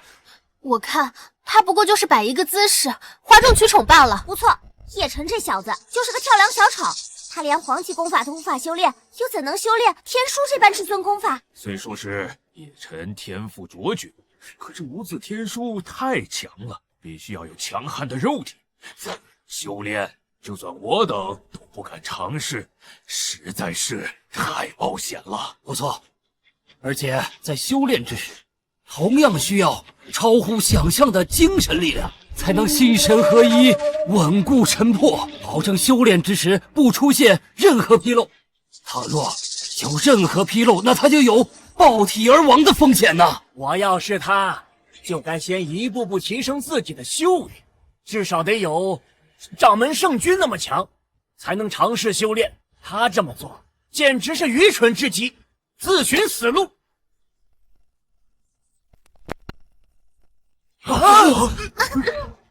他竟然练成了功法第一重！什么呀？不可能！第一重练会了，连我都看不到上。这叶晨他既然能练，师尊，叶晨天资卓绝，所以才会被太二真人收为弟子的。他能练成无字天书，不也是很正常的事吗？不，月离，你不懂，这功法越强，修炼起来就越复杂。就比如说，我修炼的仙法花了500年才修炼至第一重，等我修炼到第2重的时候，曾花了800年。师尊，你如此天资，怎么会修炼起来这么困难？所以说，并不是功法越强就越简单。比如说，祖师爷所修炼的是比仙级功法更强的神级功法，修炼起来更麻烦。当年师祖花了1000年时间才修炼至第1重，但修炼至圆满第7重，则是花了18000年。这无字天书还在神级功法之上，但叶晨仅仅只看了一眼，花了几个呼吸，就已经修炼到了第1重，简直恐怖如斯。何止啊，简直是旷古烁今。不过他能修炼无字天书，能到第1重，已经不错了。叶晨还没有停止，他还在继续修炼。他已经突破了第2重啊！这不可能！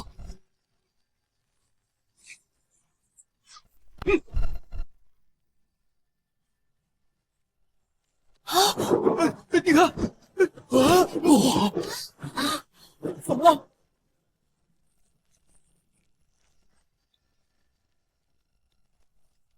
啊！哎呀！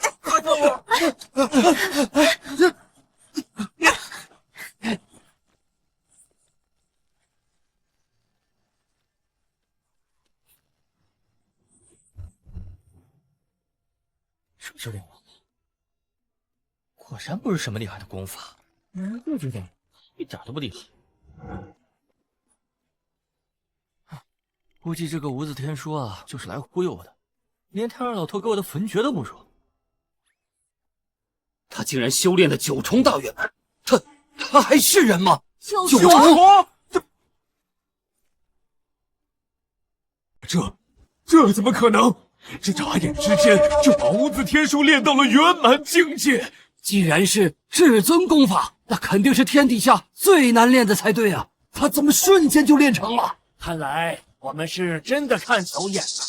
以此子的天赋，别说是首席圣子，就连我们长老之位，让给他做也没问题啊！不可能，不可能，这不可能啊！他怎么可能练成无字天书？对啊，对啊，他就是一个凡人，哪会有如此天赋啊？一定是天书有问题。叶晨，你感觉修炼完怎么样？感觉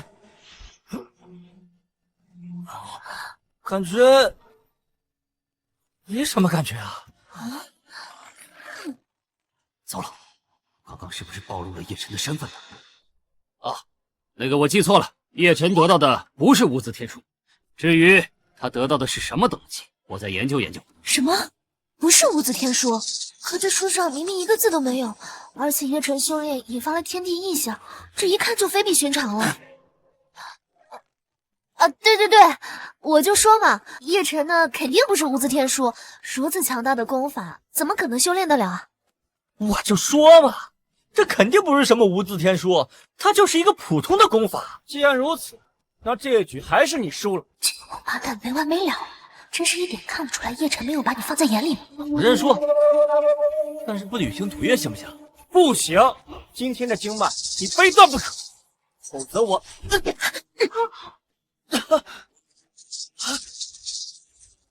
不管什么赌约，现在一笔勾销。若再敢对叶晨不敬，休怪我剑下无情。圣女，你凭什么护他？凭什么？就凭他是我的未婚夫。怎么可能啊！今天这场肯定是叶晨对我的考验。他明明有能力阻止柳长风，却一直不出手，其实是在等着我出手。不愧是我老婆，就是疼我。圣域第一美人，竟然是一介凡人的未婚妻，这不可能！没什么不可能的。这婚约是我与太二长老定的，叶晨确实是太二长老的弟子，虽然他没什么本事，这身份没问题。没想到叶晨还真的是太二真人的弟子，我当初还真是看走眼了。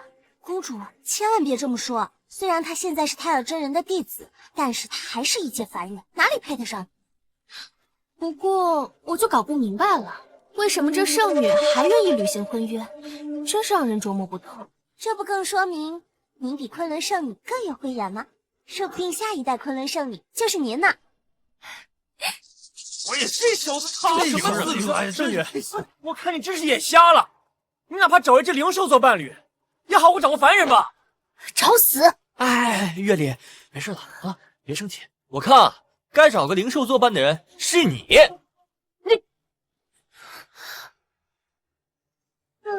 昆仑圣女这么风姿绝代，可惜是个瞎子。我从前还把她当做偶像，如今看来真的是错付了。据说这一代昆仑圣女追求者众多，尤其是三大圣子都想和她成为道侣。哎呀，只可惜喽，好好的白菜让猪给拱。等会儿就有好戏看喽。叶晨，你个狗东西，区区凡人还敢泡圣女，就看你有没有这个本事了。这件事如果被三大圣子知道，铁定把你挫骨扬灰。肃静，3个月后是宗门大比，尔等领取到功法后，定要勤加练习，做好准备。谨遵掌门圣法旨。宗门大比面前，三大圣子都会下山，到时候看你怎么死。你刚刚为我挺身而出的样子太帅了，没想到吃软饭的感觉这么爽。那你喜欢吗？喜欢啊。那我就是通过考验了。啊？什么考验？糟了，不该这么心急的，一直还没有开口，我肯定还得努力啊。没什么，总之我会继续努力的。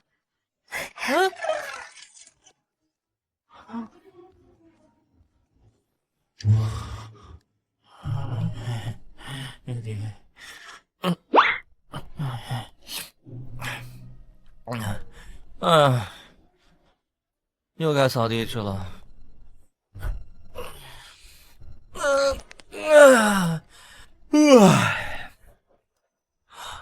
小黑，你怎么来了？在山里待着没意思，想我了是不是？哇，你这是把家里的东西都带过来了啊？哈，哎，这茶和果子月里挺喜欢的，咱们一起去给他送点，走。哎，听说烈火圣域的准圣子又来追求我们的楚圣女了。他一个准圣子啊，也配追求咱们圣女？咱们昆仑圣域的4大圣子，哪个不比他牛逼？你知道什么？这个准圣子的师傅啊，可是昆仑圣域的太上长老，论身份地位，不比三大圣子差。有人要抢我老婆，不行，我得回去看看。万一真要被人撬了墙角，我哭都没地儿哭去。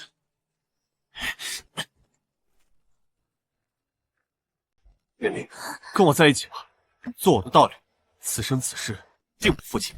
唐公子，我已有婚约在身，是不可能和你在一起的，还是回你的烈火圣域吧。什么？你已经有婚约了？是和你们昆仑圣域的圣子有婚约吗？小丫头，你可知我这徒儿可是有资格进阶首席圣子？论实力，虽然比不了你们现在的圣子，但未来可就不好说了啊！不错，我在烈火圣域的未来不可限量。月灵，只要你答应跟我在一起，未来的修行之路必定一帆风顺。我这婚约和三大圣子毫无关系。这位圣子，我们圣女的确是有婚约在身，只不过那人是谁？我倒是想知道，究竟是何等的天之骄子，才能俘获月离你的芳心？他的身份我不方便透露，请回吧。又不是什么宗门机密，透露点又何妨？准圣子，实话跟你说吧，我们圣女的婚约对象就是我们圣域的一个杂役。什么杂役？开什么玩笑！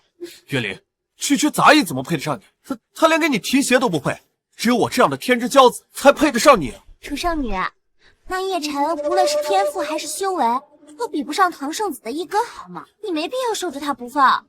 没错，他不过就是一介乡野村夫，能进我们圣域，都是上辈子修来的福分啊。就是，您为了一个杂役放弃准圣子，这不是羞辱人家烈火圣域吗？一群蠢货，可惜不能说出来。月离，放弃婚约吧，跟我在一起，无论是家世背景还是修行天赋，我都强过这杂役弟子100倍了。放开你这咸猪手！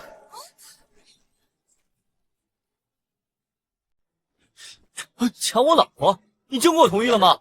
你就是月离的未婚夫啊，真是一无是处，一个练气期的废物也配娶月离？我配不配得上月离，用得着你说吗？我跟月离是两情相悦，又有婚约，怎么配不上了啊？还有，你别月离长月离短的，你叫的这么亲切，月离跟你很熟吗？一个山野村夫倒是牙尖嘴利，不过婚书算什么？龙母与蛇同行，配不上就是配不上。今日我带了份厚礼要送给月离，像你这样的人，连送都送不起。现在送不起，又不代表以后送不起。哼，那我就让你见识见识，什么叫做这辈子都送不起的礼物。啊，竟然是龙鳞果！据说此果300年一开花，300年一结果，又300年才成熟。而且这龙鳞果生长在魔兽山脉上，更是有着9品魔兽黑水玄蛇镇守。没想到准圣子竟然送出如此大礼！别着急嘛，这是极品天仙茶，只要喝上一口，便可增加100年修为，堪称是修炼圣品啊！想当初我师尊花费数十万灵石才收购一小块，没想到今日准圣子拿出这么多极品天仙茶，烈火圣域当真是财大气粗啊！哼，有钱了不起？这玩意儿这么极品呢？我给月离准备的这点土特产，实在是拿不出手啊！这乃是7界灵兽笑月天狼的幼子，月离，只要你点头，便可以与你签订血契，认你为主。这是笑月天狼，这可是灵宠界排名前10的顶级灵兽，一旦成长起来，战力堪比化神境界的修士。不错，准圣子送的这份礼物，已经不足以用大手笔形容了。这些便是我送给月离的礼物。月离，你觉得如何？小子，你口口声声说跟月离有婚约，你送给月离什么东西？我这不是正打算要送吗？不会就是这破烂袋子里的东西吧？送给圣女的？叶晨送什么我都喜欢，你的东西还是拿回去吧。楚月离，你不要执迷不悟，无论他送你什么东西，都配不上你。圣子，你这话说的太客气了，他能拿出来的，无非都是山里的野货，和您的礼物相比，都是侮辱您。小环，你不能就这么草率的否定人家，说不定这破烂袋子里还真有什么好东西呢。叶晨，拿出来给大家伙瞧瞧呀！我这些都是我老家的土特产，我就不拿出来了吗？嫌丢人现眼啊！今日我偏要让你丢人现眼才行。嘿，唐川，你干什么？长生果、云雾仙茶，这到底是何方神圣？竟然能拿出这种天才地宝，这些东西就算是烈火圣域也掏不出来呀！啊！神兽威压，这到底是什么情况？叶晨，你拿这些垃圾送给圣女，你也不嫌寒碜，简直就是丢我们昆仑圣域的脸。这些垃圾拿来喂猪，猪都嫌差。叶晨，你但凡有点自知之明，就赶紧跟圣女解除婚约。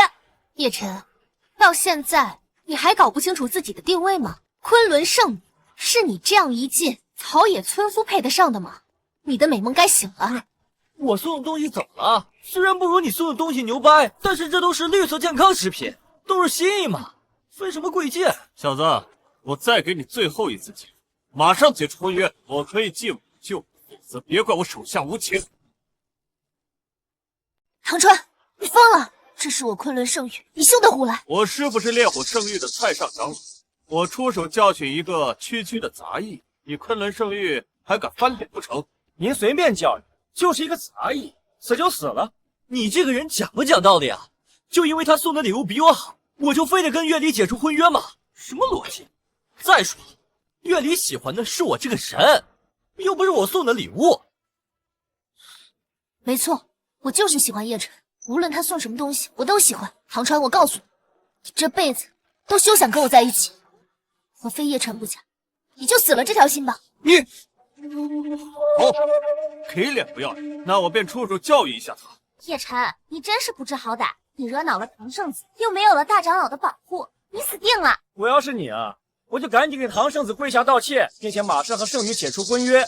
他要是怒了，不是你能惹得起的。不是，你们有毛病是吧？我又没有得罪他，我干嘛要跟他道歉？无而不可！哎！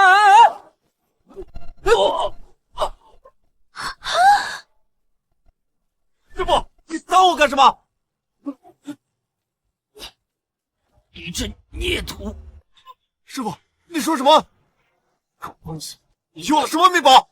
按算我师尊，就算你运气好，这笔账我们记下来了。领圣域，上门讨教。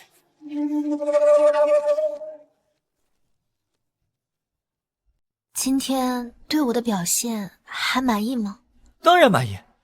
不过月离，你说你这辈子非我不嫁，是真的吗？当然是真的。太好了，看来我要更加努力的修炼了，争取早日配得上他。我这算不算是通过考核了呀？该不该问问他？月离，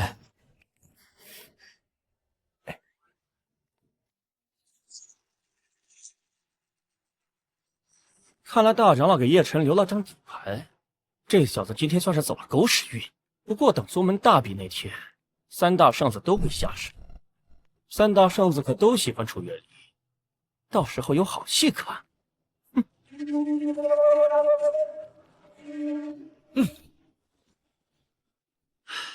今日宗门大比，我倒也清闲，不用扫地，顺便来看看我老婆的英姿，我也跟着沾沾光。哎，皮皮，练着呢。哎，小胖，别练了。他们干嘛都躲着我呀？我这身上也没长刺儿啊。叶晨，你居然还敢来这儿？怎么？这是你和你主子的地盘，我不能来了是吗？叶晨，如果我是你，就应该尽早和圣女解除婚约，并且找一个没人的地方偷偷溜下山去，而不是像你现在这样大摇大摆的招摇过市。凭什么呀？发现不了我身上的优点，人家月离发现了，愿意跟我在一起，你凭什么在这儿说三道四？优点？我看你全身上下只有一个优点，那就是自信，迷之自信。你作为一个杂役，自然是不知道宗门上层的事情。不过我可以告诉你，宗门的三大圣子都在追求月离，而你如果不尽早解除婚约，就会上死亡名单。啊？这你一介凡人，还敢和三大圣子抢女人，简直是不知死活。圣子算什么？恋爱自由不要了。这话你可以去跟圣子当面说呀。他们当面来，我也当面说。楚月离是我的女人，让他们哪儿凉快哪儿待着去。圣子到。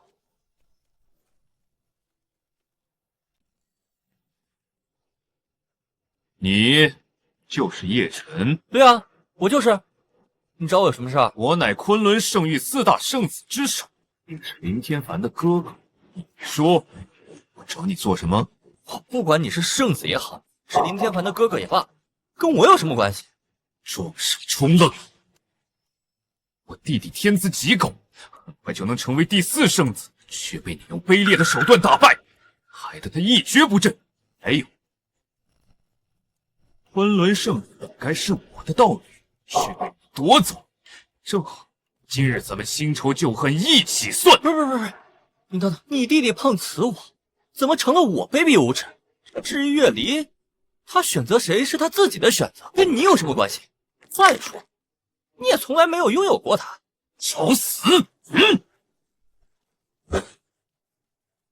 先让你我结为道侣，你不愿意也就罢了，没想到找了一个连修为都没有的废物，是瞎了眼啊！不是吧？我这么帅，你这么丑，选你才是瞎了眼。我和叶晨已有婚约，选谁是我的自由，与你无关。他不是一个练气息的废物，他凭什么配得上你？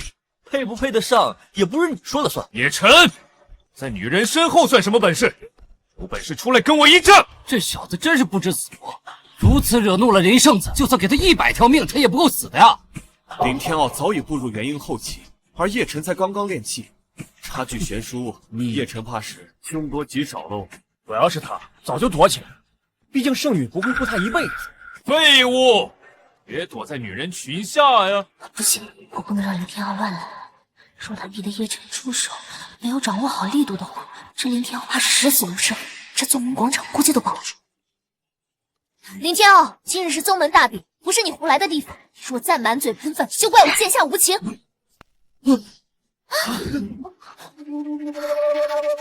这圣女的修为已达化神境界，这资历完全有资格当长老了呀！100年不到就到了化神界，这简直是万里挑一的天才啊！月里，不愧是我选中的女人，这么短的时间就到了化神境界。不过就凭这一点，还拦不住我。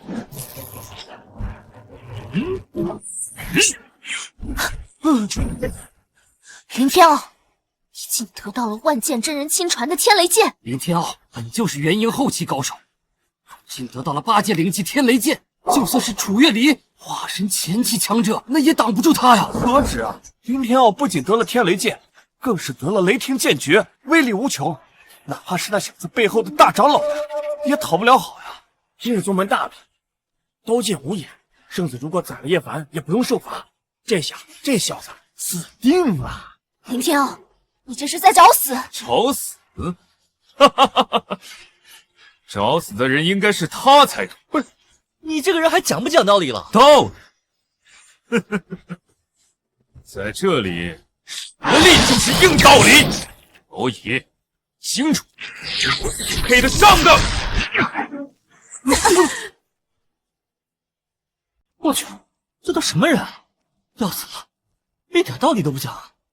想走？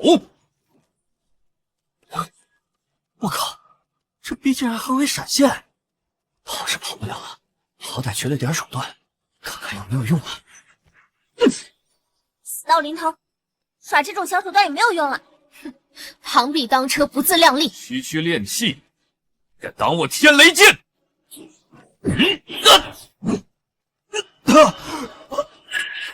什么？他竟然将林天傲圣子直接击飞了！林天傲这一招，连长老都未必接得下，竟然打不过这个杂役弟子。不是，这怎么回事？哎，你怎么飞了？哦，我明白了，你是来碰瓷儿的吧？怪不得是兄弟呢，连碰瓷的手段都一样。这无字千说果然非同凡响，要不是叶晨留手，恐怕他们碎成渣都不剩。有什么招数，竟能挡住我的天雷剑诀？你又来演戏，你演的倒挺像的嘛。不过话说回来，什么天雷剑和雷霆剑诀，也就那么回事吧。其实实力就跟普通人差不多。什么元婴化身，估计就是吹的牛逼。其实真打起架来，就跟普通人打架斗强不了多少。林圣子，此人资质平平，实力低下，身后有大长老，说不定身上藏了有什么护身的宝贝。当初你弟弟就是吃了这个亏。没错，这点我可以作证。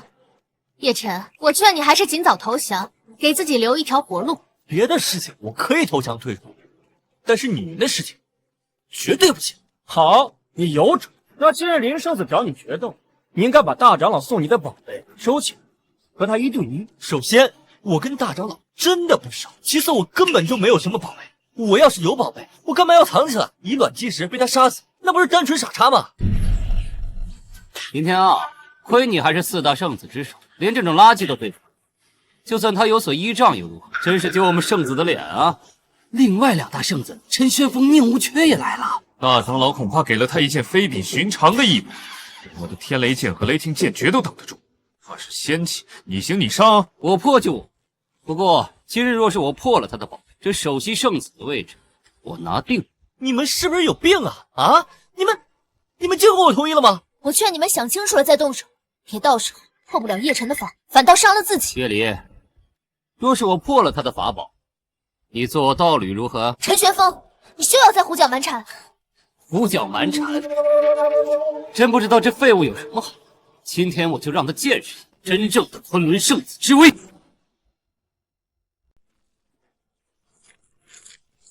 封山神拳！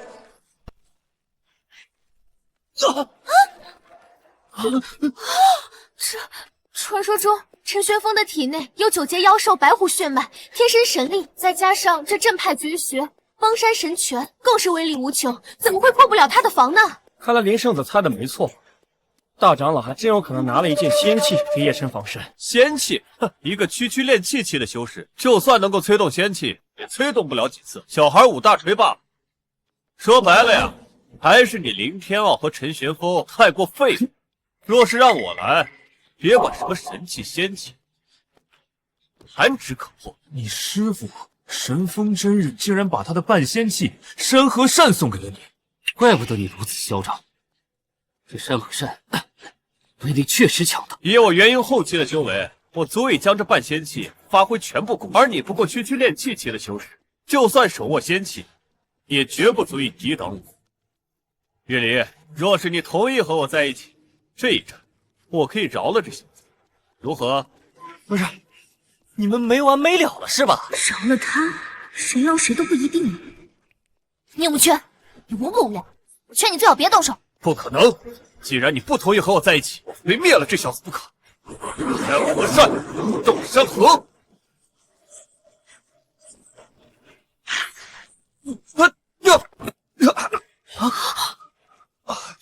我的山河扇！即便宁无缺手握山河扇，也无法撼动此人。这小子究竟是什么怪胎？凡人驱动仙器，怎么做到的？不是，你们是组团来找我碰瓷儿吧？这怎么可能？连3大圣子都不是他的对手，他身上到底藏着什么宝贝？要是这小子不动用那神秘的宝贝，我一根指头都能捏死他。但偏偏他的宝贝厉害至极，我的招式对他起不到一点作用。何止不起作用？我感觉我的全部力像是打到一团棉花上面，还全部被弹了回来。我有那么强吗？还是说这些圣子根本就不行？所谓的强者实力都是装出来的？小子，侮辱昆仑圣子！没想到我们昆仑圣子今天居然会被一个杂役弟子瞧不起。我们只不过是不想闹出人命，才对你留有余手，不然你以为我们打不过你不成？啊不，我完全没有看不起你和羞辱你的意思，只是大家都吹嘘圣子实力强悍，所以随随便便出手，我应该扛不住才是。我只是觉得你们是只有名头没有实力，跟那些整天吹牛逼的专家教授一样。哦，很好，本来是想教训教训你，但是你现在找死，就别怪我心狠手辣了。多少年没有人敢这么对我说，今日就让你见识一下圣子之威。今天不给你点教训，我就不信命。我就是纯讨论，大家以和为贵嘛，千万不要动手啊！叶晨，真是不知天高地厚，圣子之威岂是你能挑衅的吗？现在3位圣子联手，自求多福吧。如玉看到了，这小子作死是1等1的好手，仗着仙气为所欲为。只可惜这仙气护得了他一时，护不了他一世。叶晨，我劝你赶紧给3位圣子磕头道歉，3位圣子或许还能饶你一命。我跪下道歉，我又没有做错什么，明明是他们喊打喊杀，被我戳穿了，还恼羞成怒。找死！剑诀最高奥义，剑牵牛，3倍封山神拳，2指大狂风。叶晨，3个联手，看你如何抵挡！完蛋了，这些人真下死手啊！他们每次出手都是雷声中雨点小，说明这次不用。不好，3位圣子怎么都使用出了最高的绝世重力？一个练气期的小修士，哪怕他天资盖世，也不可能抵挡得了啊！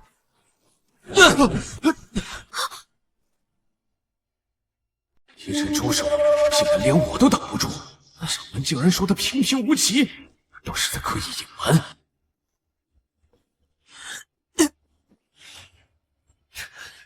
大长老为何一而再、再而三的袒护此人，甚至将仙器都送给了他？若不是刚才您出手，他现在已经是个死人了。我等三人和叶晨公平决斗，您作为宗门大长老擅自出手，这合适吗？1打3叫公平决斗，你们是不识数啊！仙器，我要有仙器，就不做大长老了，直接到掌门去。刚刚要不是我出手在中间，你们3个人早就死了。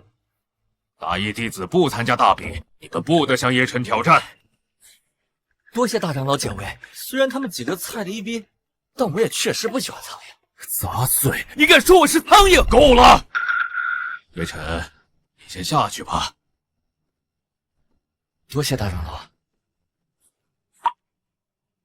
大长老，您为了叶晨这个人，不惜送上仙妻，还得罪3位圣子，这样值得吗？要知道，这3位背后那可都是宗门的太上长老，就连掌门圣君都得给他们颜面。你这么做，不过是自找麻烦。小丫头，我想弄错了一件事，我没有什么仙器。顺便，刚刚一战，我不是保护了叶晨，而是我保护了3大圣子。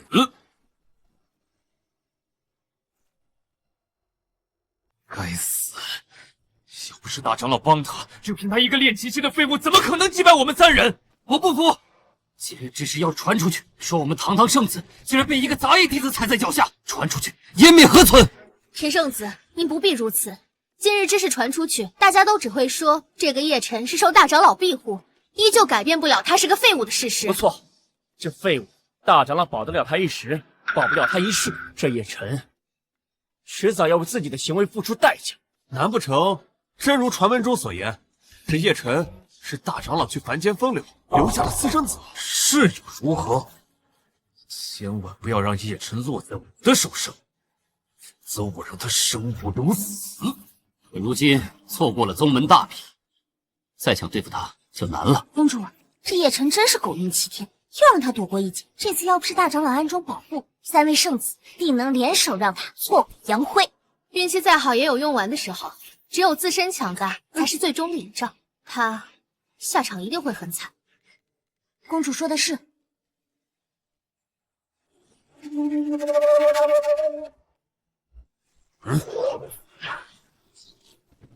大长老，又是你！你和叶晨这小子到底什么关系？要不是你出手阻拦，叶晨这小子早就被我徒儿给废了，真是气煞我也！老夫今日定要找你讨个说法！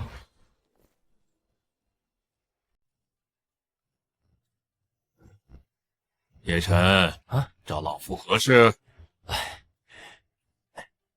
大长老，我想着您多次帮助于我，给你送点土特产。土特产啊，对，这是山里的一些野果，还有我自己种的茶叶，还希望您不要嫌弃。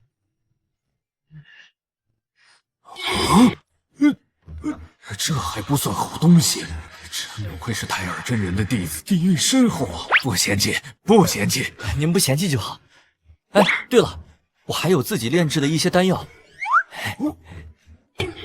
大长老，您别看这个丹药，它长得像是伸腿瞪眼丸，但是它这味道，绝对比这些水果啊、茶叶好吃多了。您尝尝。这真是丹药？这怎么看着都不像啊！哎呀，大长老，这个药丸它虽然卖相不好，但是你吃完之后浑身都舒服。哎，算了，也算是他的一片心意。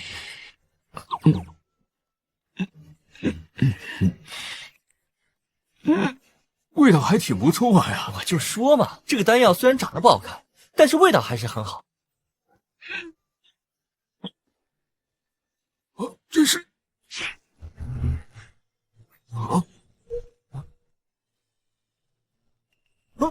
哎，你们3位来我这儿做甚？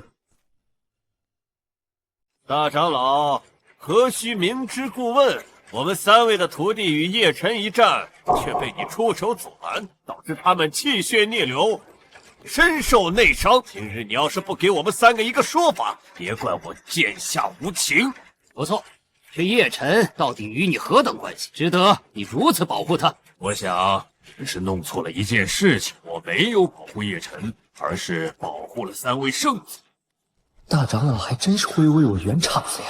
哼，笑话！我们3位的徒弟实力早已臻至元婴后期境界，更有真传功法、神兽血脉，再加上半步仙气助力，他们3位的实力早已可以横扫5个昆仑圣域年轻一辈。他叶晨小小一个炼气期，何德何能伤得了我等3人的爱徒啊？不错，就算你想开脱责任，也不必编出这样的谎言鬼话。我是实话实说，信不信由你。至于解释，没有。你是觉得你身为大长老，我们就当真不敢跟你动手吗？哎，见过不讲理的，没见过你们这么不讲理的。明明是你们徒弟动手在先，而且还是3个打我1个。大长老为了救我，他有什么错？就允许你们弟子伤别人，不允许别人伤你们弟子啊！长老说话，哪轮得着你一个杂役插嘴？大长老，若是你今日不给我们一个说法，那就把叶晨交出来。我们3人联手，你可保不住他。这3人已经是昆仑圣域最强的战斗力，如此威胁，我如何抵挡啊？但叶晨如此天资，若是毁在他们手中，当是整个昆仑圣域的损失啊！我一定得保护他。交出叶晨不可能，你不交，我们只好自己动手了。谁敢带走叶晨？我这一关！竟然破境界了！我怎么稀里糊涂的突破了境界？大长老竟然突破到了合体境界，不过你突破了又何妨？我乃大成境界，比你强一个等级，你照样瞒不住我。这群老小怪竟然境界这么高，要是落在他们手里，估计没我好果子吃。开溜！想跑，当着我们大成强者的面，你觉得自己跑得掉吗？你们太不讲武德了！几个大成期的老妖怪欺负我一个炼气期，我要去上圣君那儿告你们状！告状？等我们把你废了再去告状也不迟。你们残害宗门，你就不怕圣君怪罪？怪罪？你以为昆仑圣君会为了你一个炼气期的杂役怪罪我们？笑话！走！哇，他好像持续在突破，没有停止下来的迹象。这怎么可能？如何做到？合体中期、合体后期、合体巅峰、大成期，他竟然连续突破2个大境界。我说过，带走叶晨，先过我这一关。虽然我不知道你是用何种方法突破到大成期，但我们3位都是大成期，我们3位联手，你依然束手无策。是吗？什么？这不可能！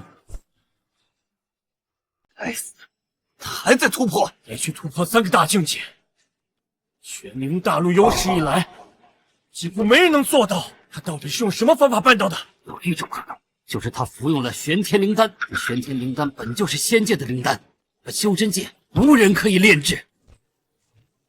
现在如何？可恶，他竟然突破到了渡劫境，只有掌门圣君才有这个境界。现在就算是我们3人联手，都不是他的对手。今天算你走运，等我们到达了渡劫境，再来找你讨个说法。叶晨给我的难道是传说中的玄天灵丹？可这是仙人才可炼制，难道说叶晨你……大长老，不该问的就别问。叶晨，他们已经走了，你先回去吧。近段时间他们不敢来找你的麻烦。多谢大长老。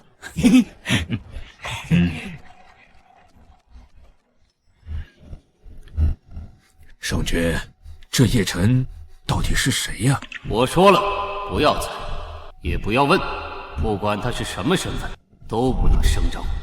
我昆仑圣域的未来，都在此子身上。是。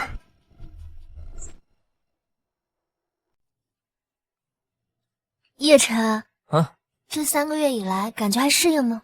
适应啊，我这每天就扫扫地，还有这么漂亮的老婆陪着，这小日子过着舒坦着呢。我有什么不习惯的？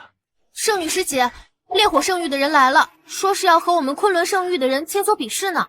哎，该不会是之前那个准圣子又来找麻烦吧？应该是的。圣域之间的弟子本就存在矛盾，他们也只能用这种方式进行切磋。这货该不会是冲着我来的吧？哎，他要是找我切磋，我能拒绝吗？当然可以了，毕竟圣域之间的切磋只能选圣女或者圣子，他们若是冲着你来，你完全可以拒绝。那既然我不用出手，那我得去看看热闹。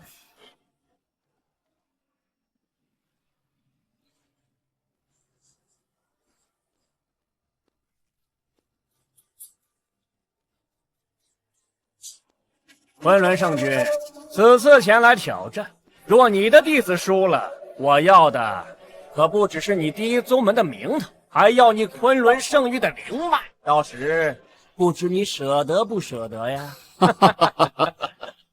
只要你能赢，就没什么我给不起的。但若是烈火圣域输了，又拿什么来赔偿？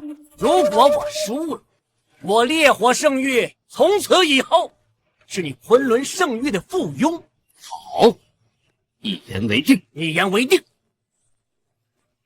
第一次就玩这么大。烈火圣域跟我们昆仑圣域本来就是死对的，就算你上次没有赶走唐哲，他们依旧会找上门来。下面我宣布比武正式开始，各位弟子，请友善切磋，切不可生死相搏。怎么能不以死相搏呢？小叶可不要给师傅丢脸呢。师尊放心，这次我一定让昆仑圣域的人一败涂地。在下萧燕，乃是烈火圣君的首徒，今日你们与我一战，也算是你们的荣幸。萧燕此人真是嚣张至极，不过作为烈火圣君的首徒，他也确实是有嚣张的资本。只是徒弟，连圣子都算不上，有什么可嚣张？如玉啊，看好了，我这就上去教训他去。大话谁不会说？我来会会你。既然你想自取其辱，那我就成全。我乃昆仑圣域核心弟子，今日我只要击败你，便有机会一步登天，直接升为圣子。哼，你就是我的垫脚石。我看这柳长风还真是够嚣张的，只可惜只剩下一张嘴。我看这萧燕啊，要比他强100倍。不至于吧？萧炎虽然也是圣宗的弟子，但他的修为和之前我的差不多，就算是对上各路圣子，他也没有什么胜算。如今差别怎么会这么大？九转金身拳！柳长风结丹期无敌，地级功法九转金身已经修炼到了大成境界。这一拳的威力，就算是金丹期的修士也难以抗衡啊！我看这萧燕顶多算个金丹，哼，难以抵挡啊！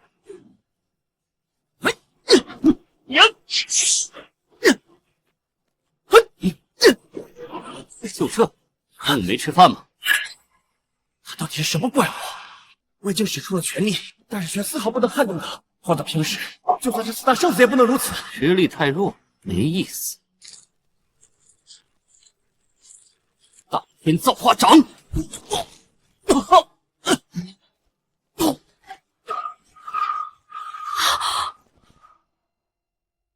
少将军在他手里竟然毫无还手之力，这人也太厉害了！少将军可是在同界里最厉害的存在，连他都打不过。此人刚刚出手，气势大增，直接到了元婴境界，显然是隐藏实力。此子看来是打算扮猪吃老虎了。不止如此，连我都看不清此人的实力，说明烈火圣君给了他某种强劲的底牌。元婴说不定都不是他的极限，且不能掉以轻心呐。不错，大家不要被外表所迷惑，想要拿下此人，恐怕只有圣子才行。昆仑圣域的弟子啊，不过如此。此子虽然态度嚣张，但是实力确实是强悍，是个难得的天才呀，不容小觑。境界差距过大，打不过也算正常。真是无趣啊！如此垃圾赶上来挑战我，真是一个能打的都没有。不过是打败了我们一个昆仑圣域的小小核心弟子而已。看吧你，我与你境界相差不多，我来与你一战。有林天发圣子出手，我们肯定会赢。林师兄加油！林师兄加油！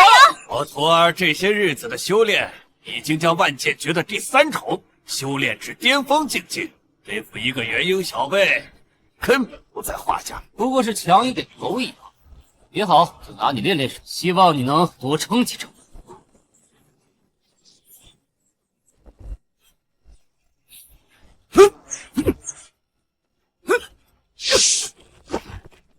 就这点实力，也分饰浪池。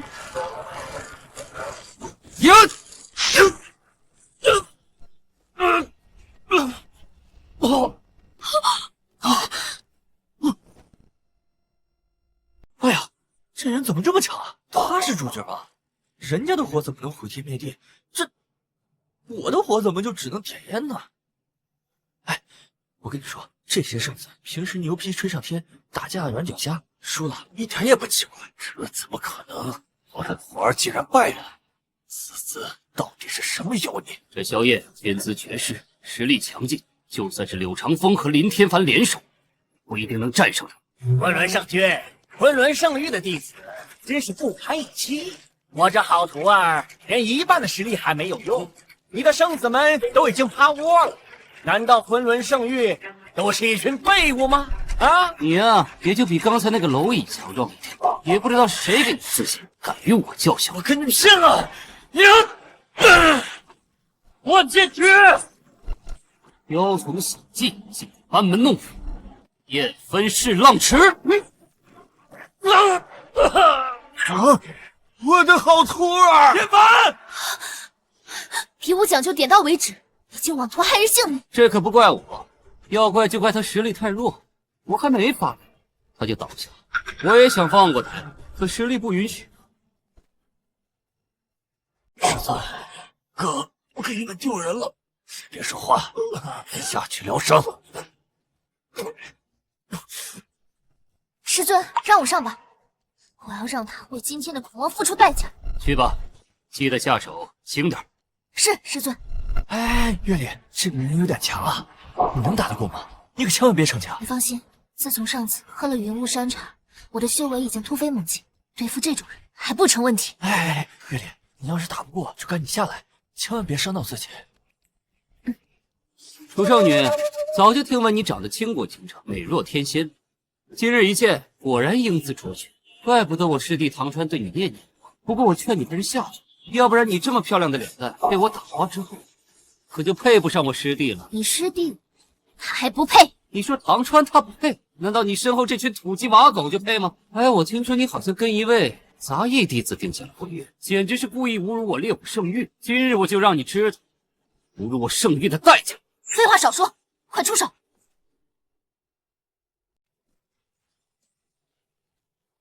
此人伤我胞弟，理应由我来教训他。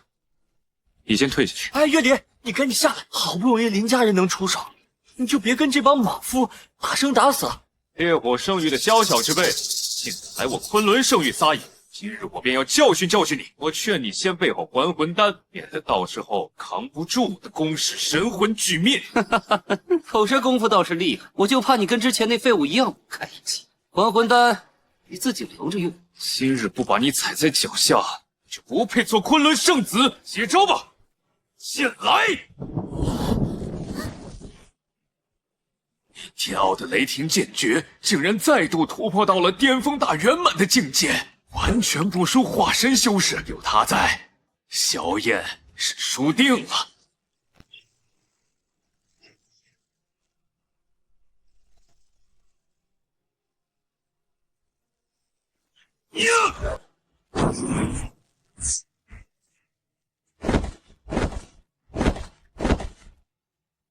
怎么样？我大圆满境的雷霆剑诀威力如何？若自知不敌，可以早早投降，还能少受点罪。就你这点实力，还想让我跪下？我看该跪下的人是你。找死！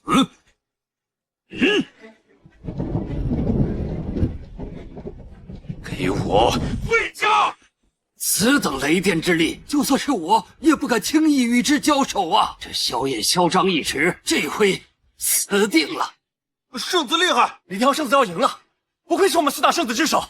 若我今日一战能胜过萧燕，这首席圣子的位置肯定非我莫属。哼！啊！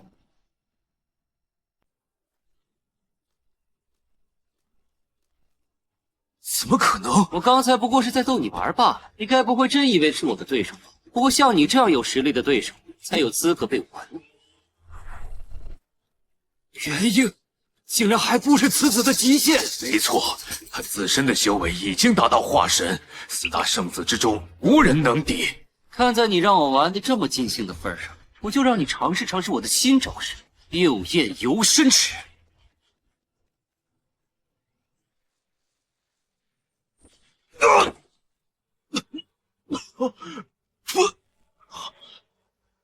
这就是所谓的昆仑圣域的圣子，真是犹如土鸡瓦狗一般不堪一击。昆仑，你们年轻一辈的也不中用，他们加起来也不是萧燕的对手。这一战，你们输了。萧燕，别高兴得太早了。不是所有圣子之中排名第2而已。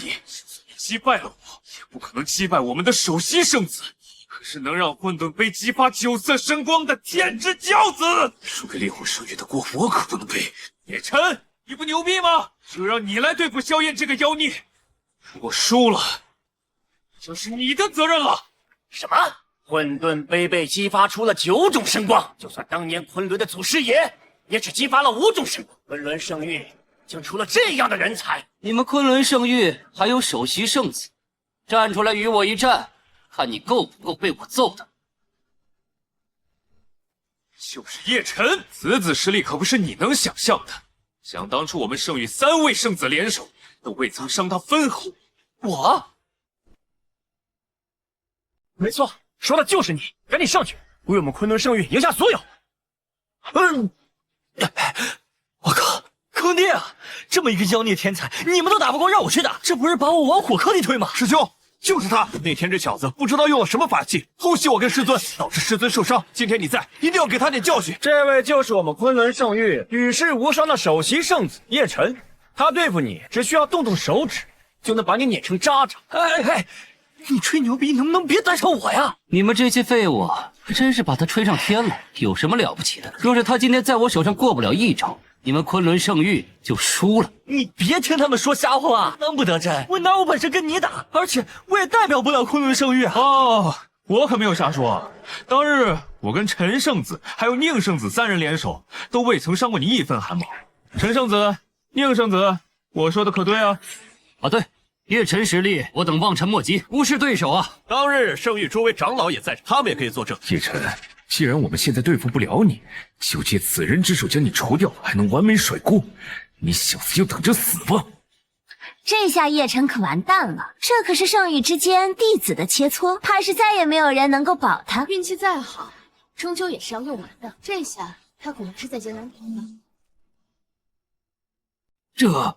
这不妥吧？不管叶晨如何天资绝世，他终究是一个炼气期的修士。是啊，把宗门的脸面和未来压到他身上，是不是太过儿戏了？昆仑圣君，你宗门是不是没有人？派这个炼气期的垃圾来和我图案应战，我看他灵根都没有，但是却吹嘘他是盖世天资，真是有眼无珠。他的事，别说是你的徒弟，就算是你在他面前，他也用一根手指头能把你碾成渣。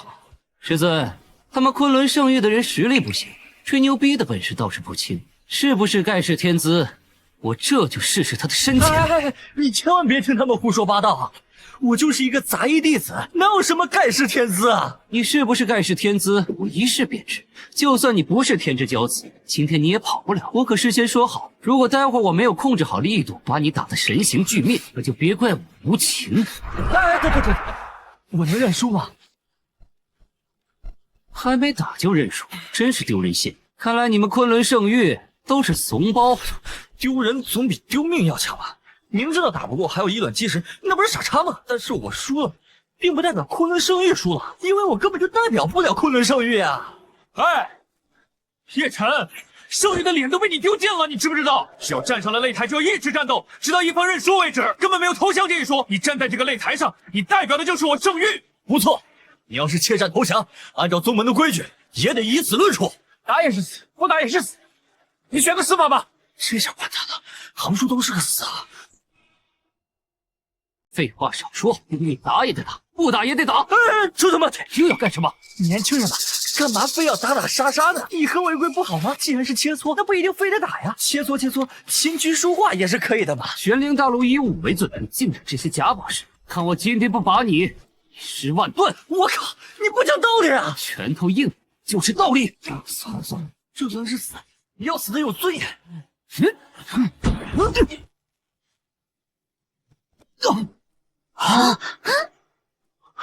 叶晨竟然没事，这怎么可能？不过是一个练气期的废物，我刚才用了7成的功力，竟然没有伤到他分毫。什么？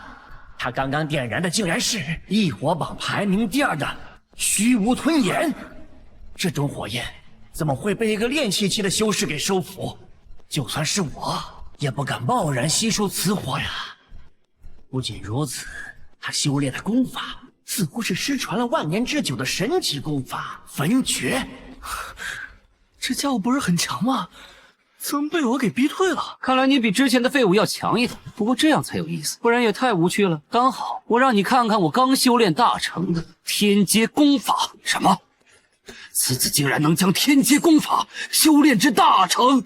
天阶功法修炼难度极高，寻常人想修炼大成境界，最起码得3000年起步。就算是天才，要花费数百年。而他小小年纪，竟然能够将其修炼至大成。之前的废物太弱了，完全没有让我使出全力。你倒是有资格让我使出全力。不过，当我使出佛怒火莲的时候，就是你的死期。哎，这比我点到为止就好了，没必要使出全力啊！我这么弱，你却用全力，这不是杀鸡用牛刀吗？佛怒火莲？难道当年覆灭云岚宗的人是他？城主，你知道这天阶功法的来历？当年云岚宗是咱们紫月帝国的第一宗门，据说这萧燕当初被云岚宗的圣女退婚，后又被他灭族，所以这萧燕苦心修炼，只为报仇，三上云岚宗。最后一次用的便是这招佛怒火莲，将云岚宗整个宗门灭门。这佛怒火莲威力有那么大？没错，威力无穷。当日一战，整个云岚宗所有人无一生还，整个宗门更是被夷为平地，满目疮痍。这么强大的招式，叶晨怕是十死无生啊！今日我们昆仑圣域怕是要败呀！叶晨估计会被烧的连渣都不剩。佛怒火莲强横无比，大家离远一点，小心被波及。接招吧，佛怒火莲！死在我的成名绝技之下，算是你的荣幸。没错，放眼整个玄灵大陆，与萧燕同辈之人，没有人能够抵挡得住。他身负3重异火，这火莲便是3种异火的融合，其威力方圆百里，瞬间可以灰飞烟灭。萧燕，可不要让我失望了，一定弄死这个叶晨。叶晨能以一个普通人的身份死在萧燕这种绝世天才手里，不往人间走一遭。只要你死了，如意就是我的了。萧燕，既然是比试，不要闹出人命，给他留口气儿，不要弄死他。这小子留着还有点用，这虚无吞炎给他用，简直是暴殄天物。这等异火，只有我才能拥有。是师尊，我不杀他，但我会废他全身经脉，断他四肢，将他彻底沦为废人。届时我烈火圣域将彻底凌驾在昆仑圣域之上。我他妈谢谢你啊，还给我留了一条命。刚才他们不是吹嘘这火莲挺厉害，为什么我感觉这火莲好像也没那么厉害？哎呀，算了，不管了，先打了再说。赢是赢不了了，最起码还能站着死。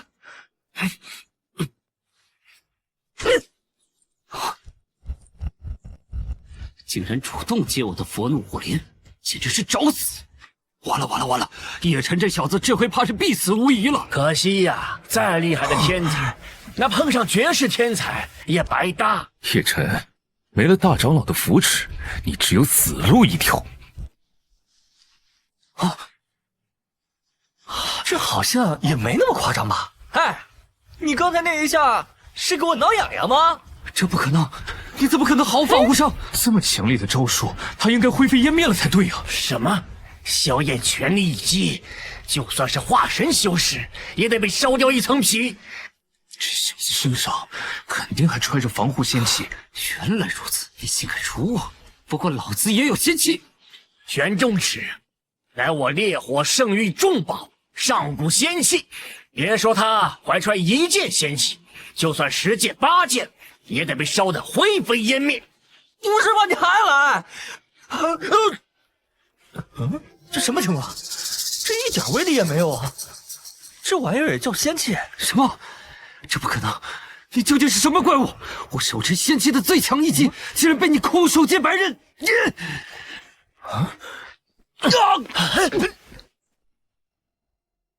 什么情况？什么狗屁仙器啊？怎么屁用都没有？哎，你是不是买到了假货仙器啊？不可能！这不可能！我看你是真不知道自己有多菜，什么燃烧生命，连我的打火机焚诀都不如。好，太好了，太好了！叶晨赢了，我们胜了，我们胜了，圣域胜了！叶晨赢了，叶晨竟然赢了，这都能赢！不愧是大长老选出的首席圣子，实力果然非同凡响。当日我早就说过，此子实力不俗，定能胜任首席圣子之位啊！喂，你当时可不是这么说的呀！当时我就是这么说的。此子天赋是我修行几千年来见过天赋最高之人，就算是上古时期那些绝世天才，怕是也比不上他。若是让此子成长起来，烈火圣域恐怕不得安宁，此子必除。烈火圣君，你要干什么？干什么？此子盗窃我烈火圣域镇域圣火，我要把他带回烈火圣域问罪。什么？我盗窃你们圣域的圣火？你可别乱说啊！我这小火苗明明是我师尊留的。盗取你们烈火圣域的圣火，可笑！叶晨就是个炼气期的弟子，他是如何盗取你们烈火圣域的圣火？再说，你知道他的师尊是谁吗？叶晨可是太二真人的弟子。他是如何盗取的？你应该问他。一个炼气期的弟子，竟能挡住我徒儿全力一击，身怀仙气，非同一般。他说他是太儿的徒弟，那就是了吗？有没有这种可能？这个仙气就是他盗取了太儿真人传承，我看他彻头彻尾就是一个小偷。什么仙气不仙气的？我身上毛都没有。我身上毛本来就不多，那明明是你徒弟菜。再说了，泰尔那个老头子虽然实力不怎么样，但他确实是我徒弟，都让你给气糊涂了，是我师傅，如假包换，还敢狡辩？泰尔真人何等高手，而会培养出一个炼气的徒弟？你肯定是趁他飞升，偷偷的占领他的洞府，盗据仙器，还有如此实力。废话不用说了，赶快把虚无吞炎交出来！烈火圣君，你这是强抢！虚无吞炎本就该属于我烈火圣域，如果你们不交，那我就不客气了。想到的不一样，周围的温度都变烫了，感觉再靠近一点，整个人都要被融化。叶晨的实力终究是到头了，这一个不小心，我们整个昆仑圣域都得跟着陪葬。此人竟然有如此强大的气场！烈火圣君将神级功法焚天灭世诀修炼到了10重圆满，可谓渡劫境下无敌手，怪不得此人敢如此嚣张。昆仑圣君，你当真要与我开战吗？不交出虚无吞炎，昆仑圣域整个就要灰飞烟灭。论实力，我确实比你高，但你若是想强取一火，伤我门人，绝不答应。简直是冥顽不灵！今天让你尝试尝试我的焚天灭世诀，我灭你圣域可以说是弹指之间。开战，尽管来吧。虽然我实力不如你，但叶晨在这里，还掀不起多大的风浪。真够无耻的，连我手里的小火苗你也要。不过看这仗势，是真打算灭了昆仑圣域，也要抢我的小火苗啊！月离对我不离不弃，我也把昆仑圣域当成了家，不能让这老王八蛋糟蹋了。我辈修士何惧之战？交出一火，饶你们不死！哎，行了行了，你这个老头子，你又不抽烟，又打火机干嘛？这一火你要想要，拿去便是。你小子自愿交出一火，今天我就暂且放过昆仑圣域。叶晨，你确定一火与生命相连？若交出，恐有性命之忧。大不了我们跟他们血战到底。是啊，叶晨，咱没必要怕他，而且你也不用怕他。小子，你愿意用自己的命换取宗门的安全，就凭这一点，我也佩服你。既然如此，虚无吞炎暂且收下了。好小子，记住，千万不要反抗。无所谓啊，这一火对我来说就是个打火机的法术，我也不抽烟，我要它也没什么用。哎，行了行了行了，跟你们说你们也不懂。总之啊，这一伙谁想要谁就拿走。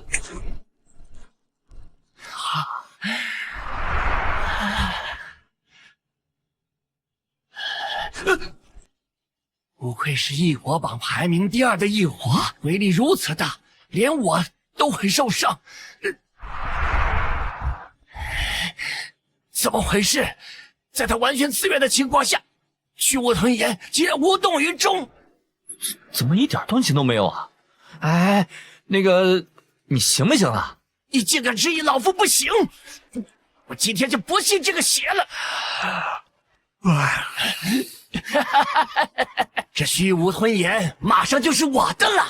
嘿，差一点点，差一点点！我苦寻千年的虚无吞炎，终于是我的了！恭喜你啊，成功获得了一只永久打火机。小子，异火离开宿主，必死无疑。你怎么没有死？什么怪胎？啊？什么意思啊？你在我这儿抢了个打火机，我为什么要死啊？异火离开宿主，必死无疑。你怎么没有死？你什么怪胎？我又不是打火机成精，为什么你把我的火抢走了，我就得死啊？你这个老头啊，你是玩火把脑子玩坏了。狗东西，辱我师傅！信不信我烈火圣域踏平你昆仑圣域？刚刚感觉还挺害怕的，不过看这老头把火抢了之后，把鼻涕泡都乐出来了，瞬间感觉就没那么怕了。你既然没有死，那我就送你上路吧。异火离体，你没有死，说明你体内还不止一道异火。我要先杀了你，从你体内取出那道异火。烈火老鬼，你不讲信用，简直是自掘坟墓！修仙者弱肉强食，信誉几千年前我都扔光了。怎么回事？这难道是被誉为异火榜第1的，能衍生世间万物之焰的地焰吗？不可能！你一个炼气期的修士，怎么会拥有地焰？不可能啊！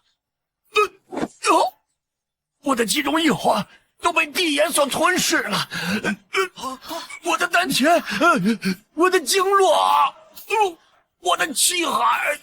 你在这干什么呢？啊，你在这儿碰瓷呢是吧？不过你这老头演技还挺好的哎。哎，继续。你竟然是陆地金仙！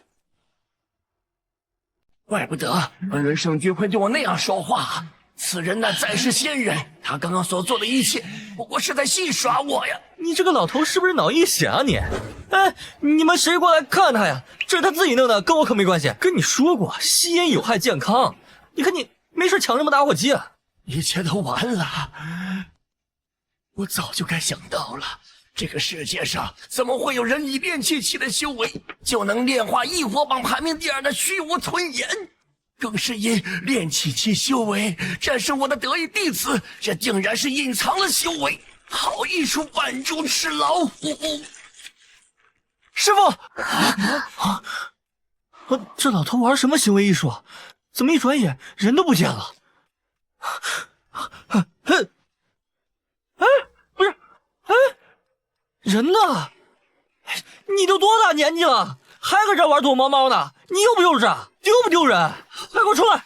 叶先生修为通天，我烈火圣域自愧不如。从即日起，我烈火圣域成为昆仑圣域的附庸门派，还望叶先生饶命啊！叶晨的实力竟然如此强悍，不应该啊！这烈火圣君怎么说也是渡劫中期数1数2的强者，就算叶晨身怀地刃，也不能被灭杀呀！这哪是灭杀呀，这是虐杀呀！不对，叶晨分明就是一个普通人，他哪来的实力可以秒杀烈火圣君呢？大家记不记得刚才烈火圣君说的话？此人很可能就是偷窃了太尔真人的法宝，并且冒名顶替了他的徒弟。啊！公主说的对，此人不过就是有太尔真人的法器，才有如此的实力。哦，这就不奇怪了。要我说烈火圣君的实力，这天下谁能动得了他呀？叶晨，他们是臣服在你脚下，怎么安排你说了算。不是，我说了算。要我说呀，你们这帮人连我这个当杂役的都打不过，不如都来当杂役算了，也别修什么仙了，就每天扫扫地也挺好。谨遵法旨。叶晨，你真厉害。厉害吗？那不是因为他们太菜了吗？话说这帮修士吹得天花乱坠，结果动起手来跟小孩子打架一样，连太二老头都比不上。哎，算了，我还是去扫地吧。公主，7日之后是玄天真人的万寿宴，皇上想让您代表紫月帝国参加他的寿宴。我知道了，你退下吧。是。公主，这位玄天真人是不是那位排名仅次于太二真人的那位大修士？没错，他老人家的万寿宴可谓是修仙界1等1的大事，说不定届时还能看到他老人家飞升的盛况，切不可怠慢。哎，小黑，这是寿宴邀请函。玄天那个老头说他活了1万岁，真的假的？我看他那个样，就像是个70、80岁的老大爷。不过他跟我师父关系好，这场宴会我得去啊。哎，小黑，你去帮我叼点寿礼过来。月晨，我师尊让我代表昆仑圣域去参加玄天真人的寿宴，你要是有空的话，可以跟我一起去。当然有空了，我正打算请假去一趟呢。这下咱俩顺路。师尊还说，这次寿宴之后，咱们的婚约当然没问题了，只要你不嫌弃我。真的？那我是通过考验了。什么考验？这丫头说话我怎么听不明白呢？不过这丫头的嘴唇是真润。叶晨，我师尊受过玄天真人的提携，我得带他先去拜访一下，在这里等我。好，我在这儿等你。没想到这个老头还是挺有实力的嘛，寿宴整得这么气派。叶晨，真的是你啊？你是怎么进来的？怎么，这个地方又被你们包圆了？自太二真人飞升之后，玄天真人就是这修仙界的第1强者，能受邀参加他的寿宴，要么就是修为极高的强者，要么是天资无双的天才。啊，你占了哪样啊？我哪样都不占，不过我认识玄天老头，参加寿宴就是我一句话的事。真是笑话，叶晨，就凭你也配认识玄天真人？你不会真以为我家公主会相信你的鬼话吧？叶晨，其实你根本就不是太二真人的弟子，对不对？你先是偷窃了太二真人的法宝，所以才能一路击败对手，又是冒充太二真人的弟子，在这昆仑圣域招摇撞骗。我记得我参加昆仑圣域的第1天就跟你说过，太二真人那个老头根本就没什么本事，我干嘛要冒充他徒弟啊？因为你觉得太二真人飞升了就没人能证明，所以你才肆无忌惮。假的真不了，玄天真人可是太二真人的挚友，今天你敢来参加他的寿宴，就是找死。不错，等到玄天真人一来，你的身份就会暴露，到时候你就会落得个灰飞烟灭的下场。神经病吧你们！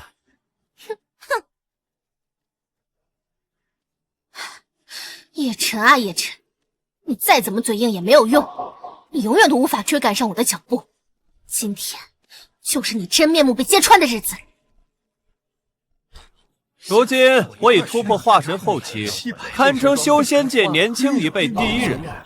今日过后，我不仅会迎娶月离，还能得到师尊传承。吴继峰，我说，论修为我不比你差，论天资我也比你强啊。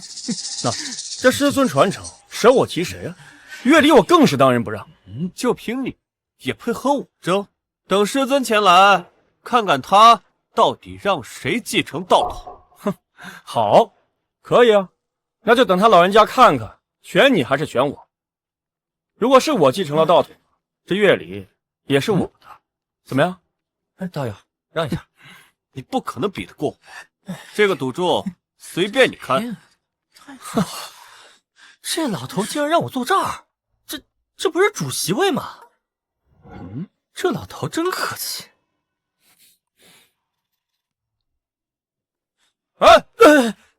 小子，谁给你的胆子敢坐在这儿？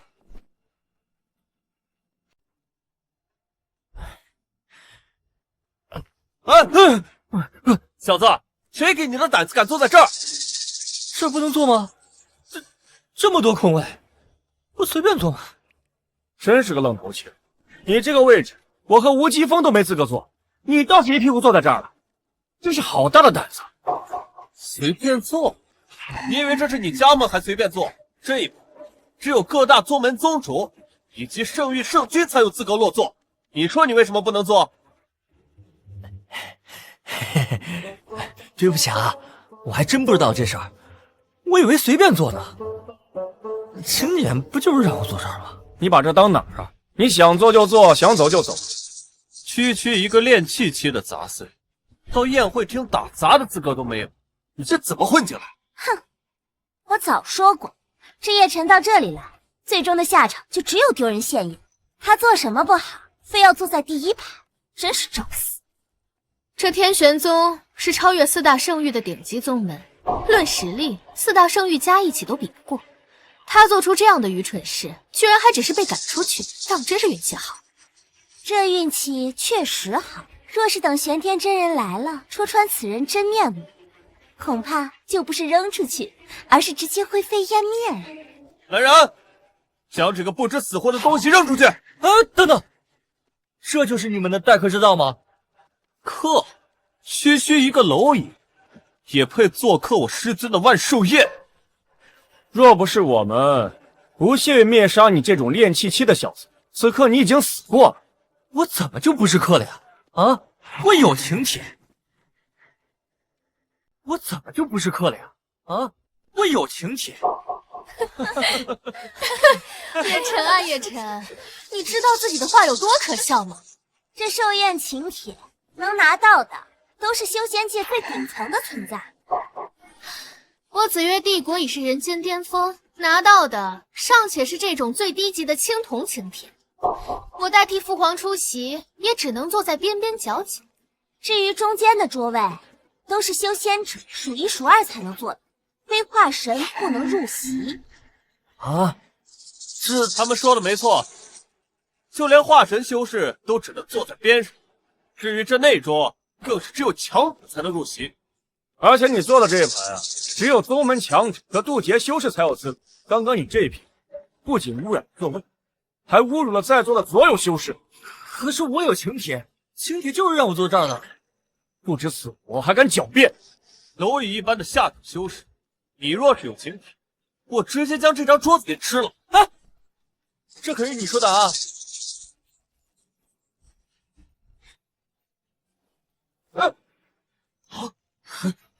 他真的。叶晨，你疯了吗？伪造请帖，还敢拿出来招摇撞骗！寿宴请帖可是有玄天真人的法力烙印的，是真是假，一看便知。你没有玄天真人的法力，还敢伪造请帖，真是100条命都不够死。这请帖居然是真的，不只是真的，而且最尊贵的黄金请帖。这可是只有圣域掌门和渡劫强者才有资格拿到的请帖。这不可能！我就说是真的吧。慢着，又怎么了？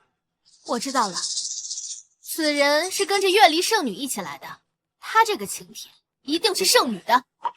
跟着月离来，他一个炼气期的废物，有什么资格跟着月离入场？这还用猜呀？他呀，多半是在月离身边跑腿的奴仆一样的东西，拿着月离的请帖狐假虎威吧？没错，他就是仗着圣女的威风招摇撞骗。可是这明明就是我的请帖。我是真佩服你嘴硬的本事啊！都到了这个份上，还在狡辩。这个位置，月离随便坐，但你给我滚出去的份儿！来人，住手！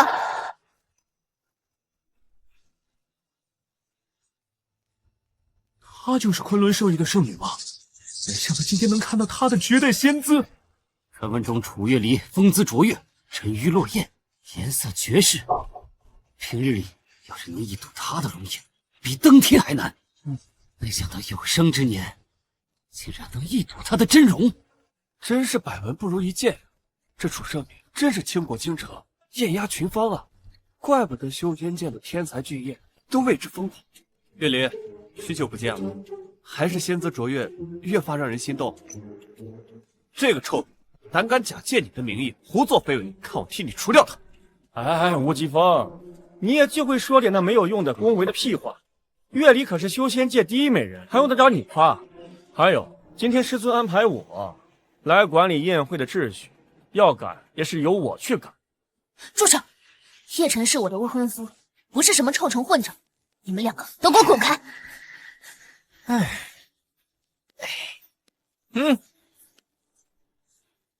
月离，这个废物是你未婚夫？吴奇峰，嘴巴给我放干净，否则休怪我不客气。啊，对，那个什么什么风，你说我是废物，可是月离都懒得搭理你，那你岂不是废物中的废物？你，哎，月离，你会不会是因为不想和我们提亲，所以才编的一个谎话啊？我还没有这么武，我和叶晨的婚约是我师尊掌门圣君定下，你若不信呢，大家可以去问。月离，这废物有什么好的呀？论天赋，我乃绝世奇才；论修为，我乃化神后期；论家世，我父亲乃无极圣域太上长老，我师父更是玄天真人。没错，我也是绝世天才，我是化神修士，我王家更是东荒第一圣人家族。哎，我本人同样也是玄天真人的徒弟，选我或者吴疾风，还都能接受。不过你选这个废物，实在是侮辱我等。你们比我强有什么用？关键是月离不喜欢你们，你们就算是玉皇大帝，有什么用呢？他说的没错，你们这下听清楚了吧？我们找地方坐吧。好，就坐这儿。慢着，月离，本次宴会是按修为落座，他一个练气期的废物，只配在门府和狗站在一起，连进门的资格都没有。没错，元婴的坐外边，化神的坐中间，大成的坐里边。至于这个位置，是留给渡劫境最强者。我有师尊昆仑圣君给我的请帖，我与叶晨同行，他根本就不需要按修为落座。不好意思，今天是我来主持，我不让他坐，他就是不坐。没错，一人一坐一请帖，没有啊，就滚出去！我刚刚不是把请帖拿出来给你们看了吗？叶晨，我问你，你何德何能，能让玄天宗给你请帖啊？你这么说话，就是在侮辱玄天宗和玄天真人啊！没有请帖还能假装有请帖，我看你多逆！冒领请帖，擅主宴会，我看就得按照玄天宗的规矩来置办此人。你们不要太过分了。什么过分？月离，我们啊，只是按规矩办事。就是冒犯了我们玄天宗的规矩，就应当被送上天雷台，被五雷轰灭。哎，这个请帖就是我的，月离的，在这儿，睁大你们的狗眼，给我看清。拿一个假货就想糊弄我？这请帖居然是真的！这上面还有师尊的气息，是他老人家亲手发的。这怎么可能？不是啊，这肯定是有什么搞错了吧？他一个练气期的废物，凭什么能让师尊亲自发帖？刚刚你们说我没有请帖不能落座，现在我把我和月离的都拿出来，你们还不让我坐？你们能不能要点脸啊？二位师兄，你们千万不要被此人蒙骗了。之前他就一直在昆仑圣域冒充太尔真人弟子的身份招摇撞骗，他还偷窃了太尔真人的法宝。我看呀，这请帖就是他偷的。还有这种事？既然如此，那这个请帖就不作数喽。够了，只要请帖是真的就没关系。吴疾风、王晨，你们两个不要再胡搅蛮缠。对，我老婆说的对，只要请帖是真的，你管他从哪儿来的呢？再说，这就是玄天真人送给我。现在你们不让我们做，那就是打你们师尊的脸。请帖货真价实，就算是他偷，咱也不能动他，要不然师尊来了不好交代。话是如此，但是咱们要是真让这人入座，咱们玄天宗的面子往哪搁？两位师兄别忘了，想要参加万寿宴，除了有请帖，还需要有修为。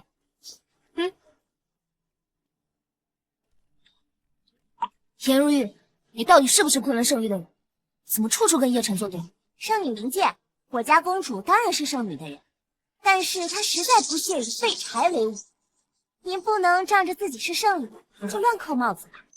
没错，圣女，我之前确实很仰慕你，可是我实在想不明白，您明明是一介天之娇女，为什么要自甘堕落、自轻自贱，和这样一个不中流之辈结为道侣呢？实在是让人失望。好了，能不要吵？月离，你有形体，也有修为，这里啊随便，但他不一样。他虽然有形体，但他却代表不了昆仑圣域。能进这个门倒不假，但是能不能落座，还得看他修为几高。你们什么意思啊？哪来这么多的破规矩？你们故意刁难也得有个限度。什么叫故意刁难？我这叫规矩。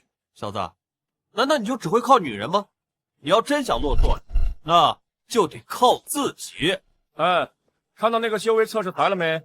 要落座，起码得是元婴级。你有这个实力？靠女人怎么了？有本事你们也靠女人。叶晨，你脸皮还真厚啊！吃软饭都能被你说得如此冠冕堂皇。小子，我懒得跟你废话，就问你测不测？不测就滚出去！说了他没本事，测了也是转着圈丢人。反正啊，横竖都是滚，倒不如你现在自己滚，起码还能体。测个锤子呀！这俩王八蛋分明就是在刁难我。怎样？敢还是不敢？叶晨他不是不敢，只是他怕出手的时候会吓坏。月离，没想到你平日里冷若冰霜，今日却如此幽默。让他吓！我堂堂圣人世家的子孙，若是怕被吓，那我不是白活了？没用的，圣女，无论您怎么为他找补，都改变不了他是个废物的事实。就是听您这么说，不知道的还以为他也入神了呢。废物就是废物。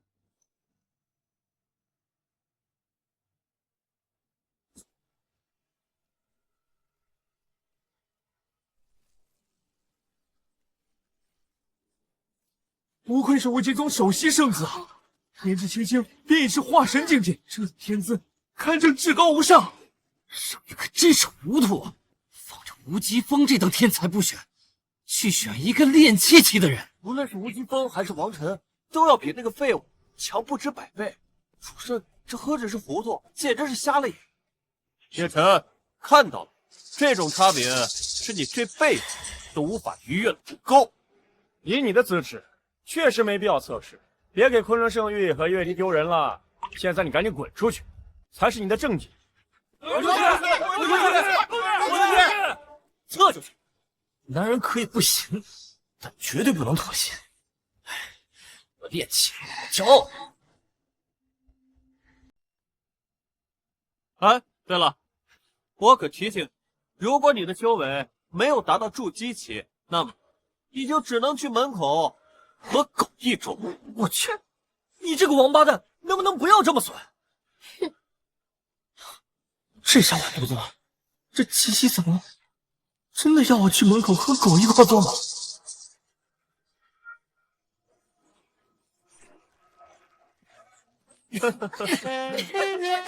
练气期初期，真是不出所料。不是，哪怕你是个后期，我都能多看你2眼。你这个废物，怎么可能配得上月离？怎么样，叶晨，被我说中了吧？这里就不是你这种人该来的地方。现在好了，颜面尽失，你满意了？让他跟狗坐一块还挺合适的。等会儿，不对，测试台有变化啊！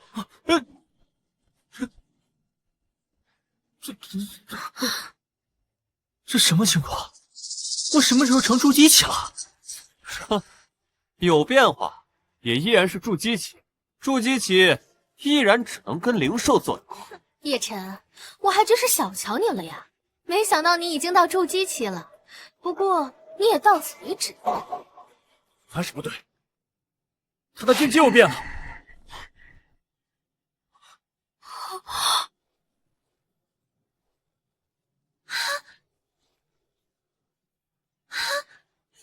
这不可能，这假的，这一定是假的！你怎么可能会达到元婴期啊？怎么会？为什么他的境界一直在变？可是他的气息一直是出奇。这不可能，这绝对不可能！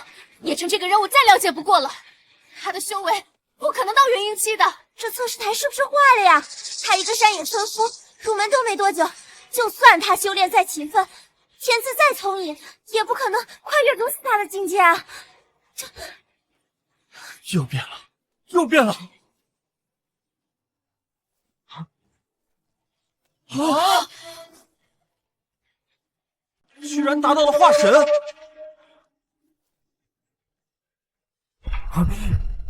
什么？这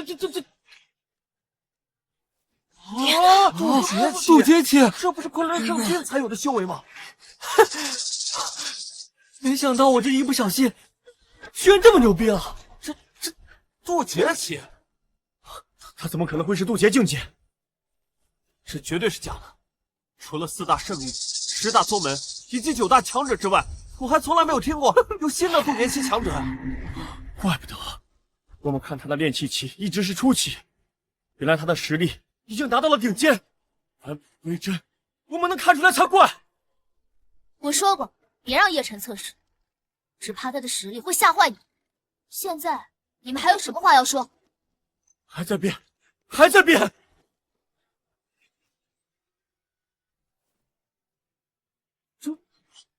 为什么呀？就连玄天宗测试台都测不出来，为什么测不出来？他说，修为已经达到了真仙境界了吗？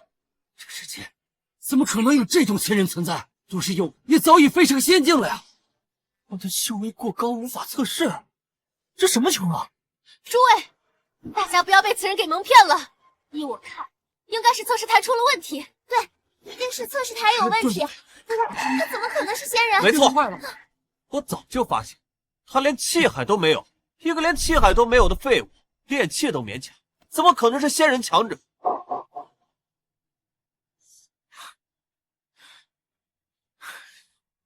果然，你不但是个废物，还是个扫把星。这测试台可是我们玄天宗的至宝，你竟然把它给毁了！叶晨啊，叶晨，你这个人还真是晦气。你说你怎么走到哪儿毁到哪儿呢？不过这次可就没有大长老跟掌门给你兜底了。不对，我有没有可能是真的修仙大了？混沌杯也好，悟道石也罢，还有这个测试台，根本不是坏了，而是承受不住。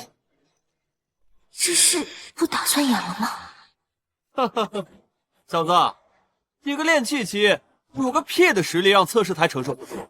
要是一个真仙级的人，这个测试台还有可能承受不住，但是你不可能。这测试台啊，就由你们昆仑圣域来。这寿宴你是不用参加了，赶紧滚！说吧，是你自己滚，还是我一巴掌把你扇回昆仑圣域？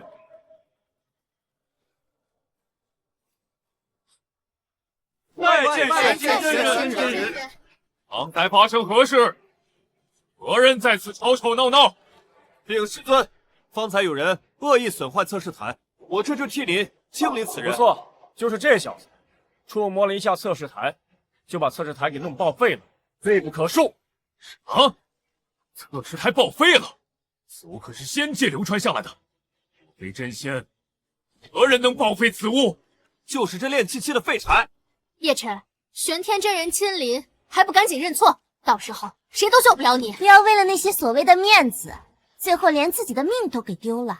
小子，我看你这次还怎么办？等会儿我师傅亲自出手，不但你要死，昆仑圣域也得跟着遭殃。师尊，您终于来了！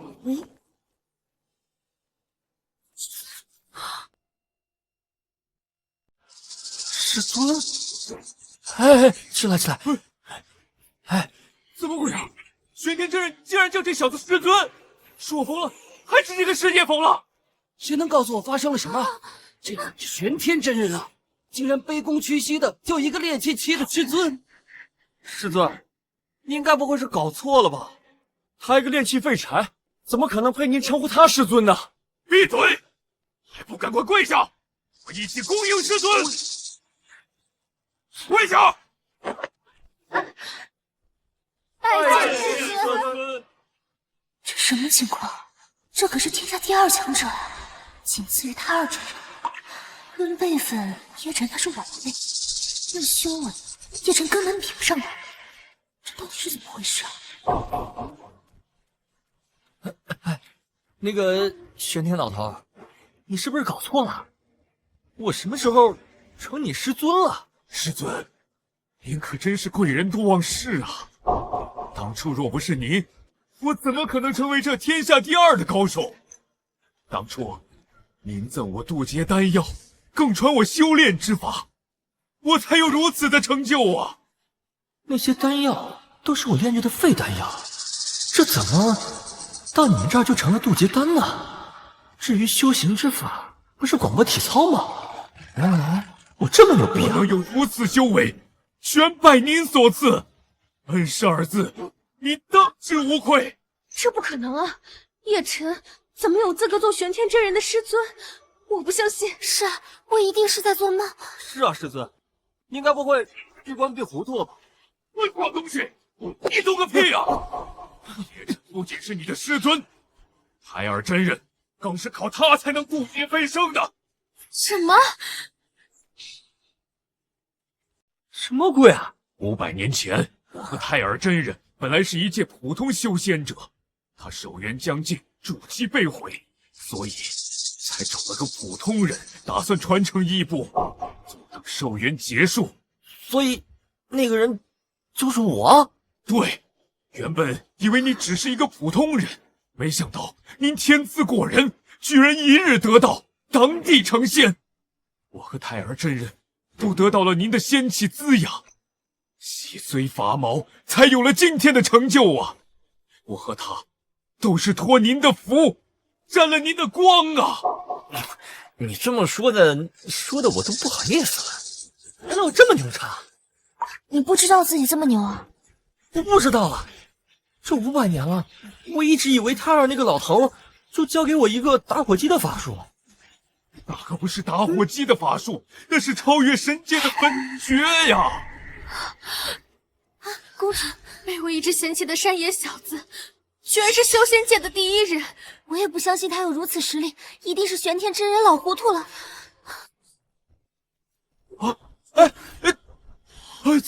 怎么了？不好！我的飞升天劫到了，我这完全没有准备呀！飞升天劫，毁天灭地，若是天雷落下，这些都将灰飞烟灭。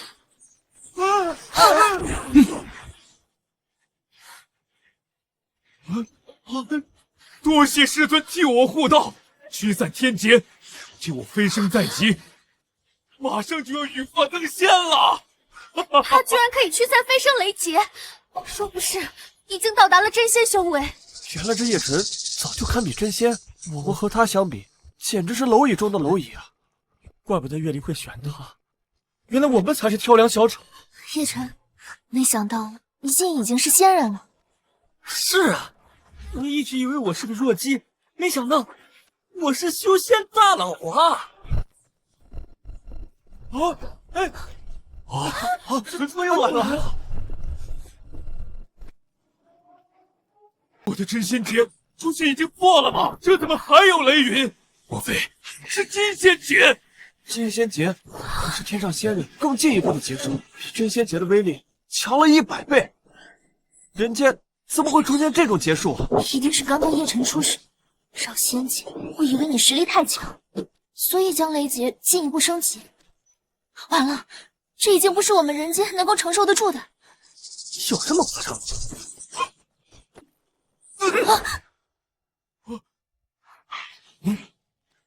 这不就是个小雷电吗？怎么感觉一点威力都没有？师尊，没想到您的修为已经达到了金仙的境界。哎，什么金仙真仙，我一点感觉都没有。现在我算是发现了，你们这修仙界是都有点大。还没完，这到底是什么劫数啊？天地劫，只有我在传说中才能看到的劫数，只有达到先帝的境界，才能引来此劫呀！先帝劫有多可怕？地劫一旦降下， 9天10地，3界6道全部都要毁灭。真正的天地化身才能躲过此劫，成就至尊先帝呀！有这么夸张吗？劫的威力比我说的要夸张10000倍呀！这可是灭世级别的雷击，我们都没有办法躲得过。没错，叶辰他再强，终究也只是金仙界，他如何抵挡得住天地劫呢？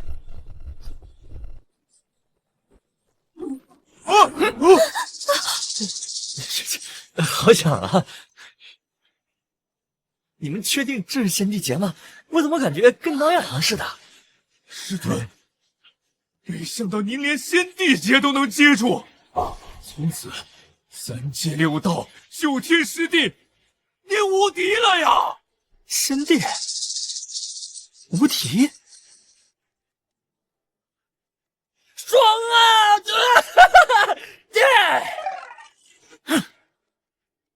叶辰，那我算是通过考验了吗？考验？什么考验？咱们2个情比金坚，需要什么考验？叶辰，你这么优秀，会不会飞升仙界，离我而去啊？当神仙有什么意思呀？我这么牛叉，我呀，就陪你在人间逍遥快活。你想什么时候升仙，我就陪你。